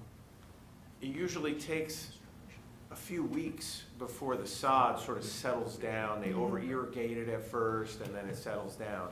So I would say, I don't know exactly when final landscaping is going to go in, but I would give it a little bit of time, a month or so after the final landscaping is in, before I would judge how everything's behaving. And if after the landscaping is in, there's something going on, then I would reach out for me and say, hey, you know, here's what I'm seeing, and I'll go out on a rainy day and take a look at it and see what's happening. And if the application is approved with the condition, the board retains your drainage jurisdiction for 2 years. So well beyond that initial kind of settling in period, arguably even a whole year or so to really get the landscaping developed. All right. Okay, thank you. Thank you very much. Excellent. Thank you. Any questions for the engineer? No? Yes? Your question for the engineer? For the engineer, no. No. Do I get a chance to ask any other questions? We're gonna have a landscape architect, and then I believe that's the last witness we have here. And then they can make comments, though, You'll right? make comments, but if you have questions for either the engineer or the landscape architect, The applicants were sworn as well. or the applicants were sworn as well. What's the nature of your question? Maybe I can help you to kind of direct it to the most appropriate person. What if I just ask the question? Ask the and then question. you can tell me? All right, give us your name and your Last address. time you told me it wasn't the right time to ask the question. Okay, give us your name and your address. and My name is ask away. Rachel Levy, I'm at 5 Lorraine Road. This is my question. So the Historic Planning Committee wrote that the structure is significantly larger than the surrounding homes in the historical Sherman Park area of Summit. That this demolishing of an almost century-old home was both unfortunate and they take exception. So in my becoming an expert of zoning, I want to understand, is it a practice or a loophole or an error to build the size of this home without planning for the driveway space that was needed? Is it a practice of the zoning ordinances that allow builders to push the limits of impervious space, building in excess, and then whoopsie, is it a loophole, is it a Let's let practice? Ms. Alfonso answer. I think she'll be able to help address this concern. Yeah, I mean, the home is not part of the application here, and the home was previously approved by permit. And it's not part of the board's review. Here, we're just talking about the additional coverage, right? So then whose And the- mistake is it that the- the variance comes now? Let me just There's clarify no- that the size of the permitted home is then, because it has a permit, obviously within all the bounds of the zoning ordinances, correct? So your question is, dialing back in It's not too time, big. Is it a loophole that allows It's- builders to build to the maximum and then say, we It's- need a variance for a driveway? hold on, yeah, go It's ahead. not too big. If it was too big, then it would not have been permitted, and we would have had to have a variance for the building itself. Well, you wouldn't need a variance if the garage had been smaller, right? So if they had planned all the way through, It's also. It's a only loophole one car then. garage. is that what's? Be a what I'm chance to saying? offer comments. We're kind of deviating a little Yeah, I bit mean, from questions. we have a conforming plan, so Right. the driveway functions and we're within the coverage in terms of the conforming plan. What happens a lot of times is that people building new houses or even doing major renovations, they have, there's a certain perspective of the outside of the house that evolves once they start looking outside the house. Most of the time, they're worried about their kitchens and their cabinets and I understand. you But know, I think the these finishes. are two zoning board members down here on the right sort of asked these questions that prompted me to understand, like, who made the error, where is the loophole? Well, I don't know if I would go to the point of saying it's an error. I mean. So it's a loophole. It's not a, So, well, is your- So we're any- asking any- for permission to have more Any coverage. applicant understand. can submit a variance request for any At any property on point, any even proposal. after they've, like, just Yes. built? Yep. All right, that sounds like a loophole to me. We'll give you a chance to offer some comments in a little bit, so save that thought. Any other questions for the engineer? There's a landscape architect coming next. Okay, all right. Thank you, Mr. Clark. Thank you. Don't go far. Mr. Alfonso? Thank you. If we could have Sil, and I understand he's a landscape designer, he'll go through his, Yeah, we already staffed landscape architect because he wasn't available tonight. Okay, we'll swear you in nonetheless. If you could raise your right hand, do you swear from the testimony you're about to give in this matter is the truth, the whole truth, and nothing but the truth? Yes, I do. And please state your name, spell your last name. Silvestro Pinelli, it's P-I-N-E-L-L-I. And are you being sworn as an expert, or are you just representing the he's a company? landscape design expert. Okay. Yeah. Can you briefly describe your background My experience? Yes, I have a master's degree in ecological landscape design, and I'm a project manager and on-site construction manager during the jobs. So I And, work with our, in staff finance department, we work hand in hand, so, and I work with architects and engineers on all our projects. okay, and how long have you been practicing that? 35 years. Thank you. Any questions from the board, or would you like to accept him as a landscape designer? Accept you as a landscape designer. Welcome. Thank you. Yes. So could you, I have your landscape plan up on the board. If you could just turn, you could see it from there and just go through. I understand that this was recently submitted to the board, and you've added a bunch of landscaping all throughout the site. Yes. Describe it a little bit? Sure. The microphone, Oh, please. I'm sorry. So on the north side of the property is the basically existing skip walls out there, approximately 8 to 10 feet high, so that is completely screened. And then on the clipped corner of the back property, there's some existing holly hedge there. And then the opposite side of the clipped back of the property is very mature green giant arborvitaes. And then on the left side, the south side of the property line, on the neighbor's property, they have some large taxus hedge that we're gonna work with in pruning that, and then adding in some more screening, some green giants tying to the hedge in the back. And then where the property gets thinner on the left side, near the neighboring driveway, we're gonna add in another arborvitae, which is a little bit more narrow, but just grows tall, just because of the limit of space that we have there. And then, since there's mostly existing landscape in the back, we're really creating a really garden space. There's a lot of planting there, so both traditional cultivar plants and some native plants in there. And what this plan doesn't include is the perennials and the ground covers that we're also gonna add in there. We're gonna add that in as however it evolves from tonight for that. And in the front is just basically traditional planting and just some existing plants on the left that we're gonna look at leaving on the left side of the property. And just really creating some nice, beautiful garden spaces in the backyard and both the front yard too. And so I don't know if you heard us mention earlier, if you had a chance to review the landscape, the city forester's review, and that noted that he agreed that this would buffer the neighbors, is that right? Correct, yes. Thank you. Carl, any questions for the landscape designer? No, not for landscape design. Okay. Questions from members of the board? Okay. Any questions from the public for the landscape designer? No? Okay. Thank you very much. Well, we're gonna offer them an opportunity to speak. Is there any other witnesses? No, I don't think so. All right. Unless the board Anyone wants care to to hear offer further. commentary, questions? Oh, is this when I This is, yeah, positive, negative, you're welcome to speak your piece. Do you wanna come up? Do I get answers to my questions, or is this rhetorical? It's testimony, so you'd share kind of your opinion on the application. And we're just gonna ask you to state your name, spell your last name, your address, and Andy's gonna swear you in. Raise your right hand. Do you swear affirm the testimony you're about to give in this matter is the truth, the whole truth, nothing but the truth? Yes, Please state your name, spell your last name. Rachel Levy, Levy. Thank you. I haven't done this before, so I don't know what I'm, Okay. Tell us what you I- think. oh, okay. I'm trying to become a variance expert since we're getting impacted by it. And I don't, but I asked the same question of at the Ken Play School, and it's, why do they need it? Can they meet the objectives of the purpose of that application? So I guess I have the same seeking understanding.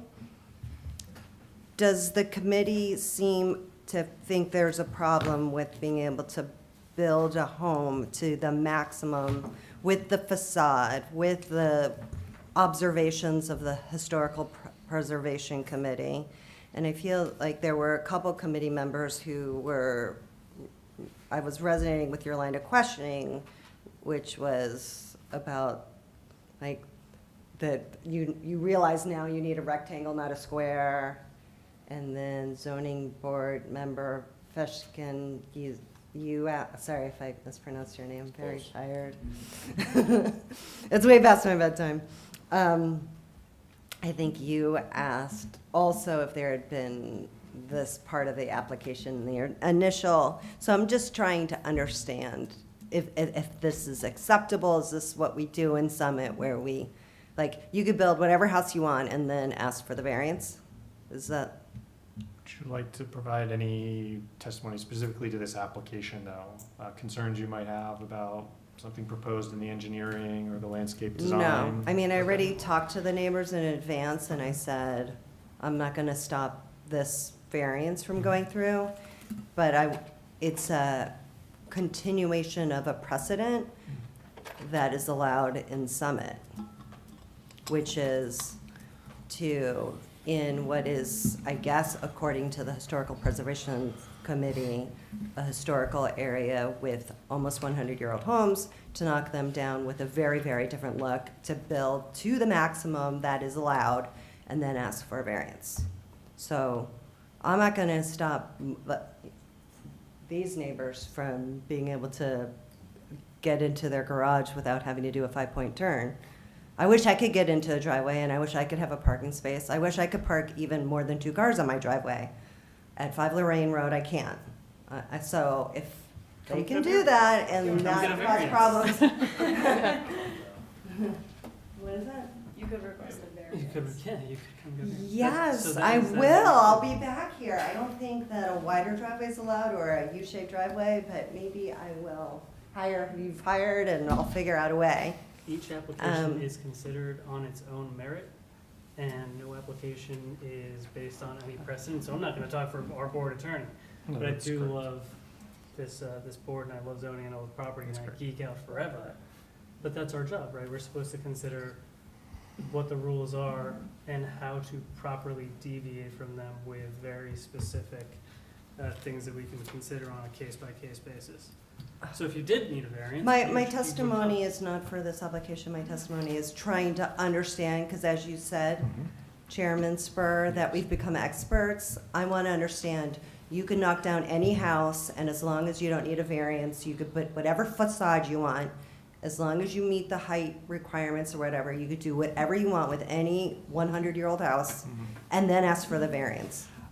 I would encourage you, on the 23rd of October at 7:30 PM, I've been given the privilege of presenting before the Planning Board, which is the entity that develops policy, the Development Regulation Ordinance, the master plan that sets consistent precedent for which this board, the Planning Board, the governing body, look to make determinations.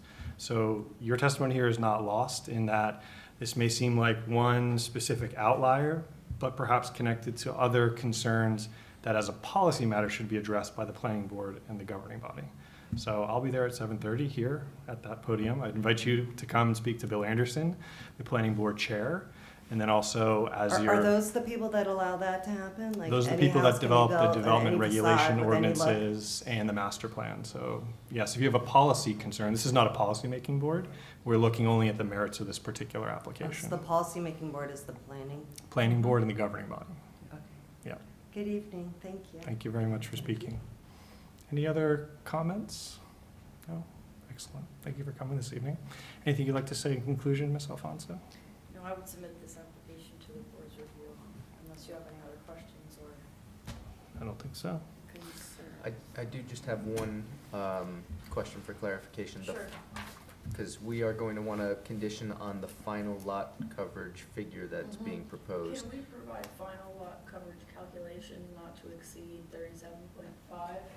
That's what I heard before, Is was that fair? approximately 37.5, but I just want to make sure it's not 37.55 or something along those lines. Yeah, I mean, I would have to look at that for 5 minutes, you know, in my office tomorrow morning to confirm that officially, but, you know, I mean, we've done it before. 37.5, and then I can make that work. Okay. Happy with 37.5 then? Or would you like to see the coverage calculation as a condition? Yeah, that would go with the revised plans, we're fine with that. Okay. Okay. So then, thanks. I will, I assume, note the 3 conditions we have Yes, here. please. First is compliance with those conditions noted in the board engineer's memorandum. Second is, as we just discussed, the applicant shall submit revised plans reflecting the removal of a portion of the driveway with a maximum lot coverage of 37.5%. And the third and final condition is the board shall retain drainage jurisdiction for a period of 2 years after completion of construction. Okay, excellent. Who would like to begin deliberations? I'm going to offer up a memory from a prior case, not for anything other than to draw a contrast. Okay. So I want to make it clear from a deliberation standpoint. I remember we had a case, it was probably a year ago, where some guy built this house with expecting, and he built it to plan, maxed out everything, and put some sort of half-baked Juliet balcony on the back of it, and then came in for a variance for a nice giant deck on the second level. And this board took one look at the guy and said, thanks, no. And there are times when people come in, build something, max it out, and then assume, oh, I'll just get a variance because it's a minor overage. And, you know, that's an abuse of the process, and we take that very seriously. And I think we all took exception to that and ruled accordingly. And of course, it didn't meet the criteria for granting the variance. This case is a little different, and I'm a little torn here. I have a driveway configured the exact same way as originally proposed, and we managed to do those turns. It winds up being a 3-point turn. It's annoying, and I would love a bigger driveway. And we just are where we are because we don't feel like paving over our yard for the most part. You know, this case, I think the applicants clearly can use the house as originally presented. I look at their request, I don't think it's an unreasonable want to have a bigger driveway. You look at the stormwater management controls they're putting in, that is a substantial benefit in terms of the overall, you know, water management of the area. And when you look at, you know, the amendment they made to the plan on the fly to make it a drive aisle instead of, or drive path, excuse me, as opposed to what was originally presented, there is a meaningful reduction. So the the lot coverage variance is reduced to a level that this board has historically approved because it's not an excessive increase. So on that basis, there's no really discernible negative impacts to the neighborhood. I'm going to support this. Anyone care to add to Mr. Mullins' deliberations? Scott? Don't just give me a shrug. What do you got? Yeah. I think it comes down to, can the lot accommodate this change? If the ratio of parking area or 3 or 4 point turn starts to dominate the rest of the lot. And then I could see an argument for saying this doesn't make any sense, but it's a rather large, I think it's 12,000 square feet. And this change seems to be well integrated into the plan. So with that, I could see myself supporting this application. I too would join Scott and David in their support. I especially appreciate the late breaking concession in terms of that drive lane. And we heard it first here, Mr. Clark is starting a new trend, so we can look to Yes. future applications for similar concessions. So whether that's good or bad, we'll find out. But really at the end of the day, we're trying to weigh is, can this additional coverage be controlled in a manner that's responsible, that does not negatively impact neighbors, and believe and have great faith in Mr. Clark and his experience in Summit. I only live a couple blocks away. I wish I had that kind of a perk test for my property. That's wonderful. But know that he takes it seriously and know that the board takes seriously its drainage jurisdiction. So if and when this well-percolating property that's relatively flat, well-landscaped were to ever encounter any kind of issue, there would be recourse first as neighbors and then ultimately through official avenues. So for all those reasons, I could support the application with the conditions as noted and would invite a motion accordingly to So approve. moved. Thank you. Second? Second. Let's have a vote. Sure. Ms. Newell? Yes. Mr. Gonzalez? Yes. Mr. Mullen? Yes. Mr. Loiketz? Yes. Ms. Toth? Yes. Mr. Feskins? Yes. Chairman Spar? Yes. Thank you. Thank you very much. All right, let's move on to resolutions for memorialization. See a bunch of transcripts came through or something, which is like a flurry of 6 of them. With the resolution, Resolution. no, I revised it, I Oh, think sorry. after it today, it's just one. Oh, it's just one. Sorry, old copy. All right, just one resolution, sorry. So the first one we have is for 90 Ashwood Avenue. That's Design Build Management, Inc., ZB-22-2152, Block 4301, Lot 26. The eligible voting members are Chairman Spar, Ms. Newell, Mr. Gonzalez, Mr. Mullen, Ms. Toth. Can I have a motion? So moved. Okay, and a second? Second. Okay. Ms. Newell, Yes. Mr. Gonzalez, Yes. Mr. Mullen, Yes. Ms. Toth, Yes. Chairman Spar. Yes. The motion carries. So the next one I have are minutes. So our minutes for approval are for October 2nd, 2023. So we'll do a voice vote, but we'll exclude the members who were excused that evening, which were Chairman Spar and Ms. Sager. Can I have a motion So moved. and a second? Second. Okay. All those in favor? Aye. Any opposed? Okay, the motion carries. All right, we'll see everyone in November 6th. We're adjourned.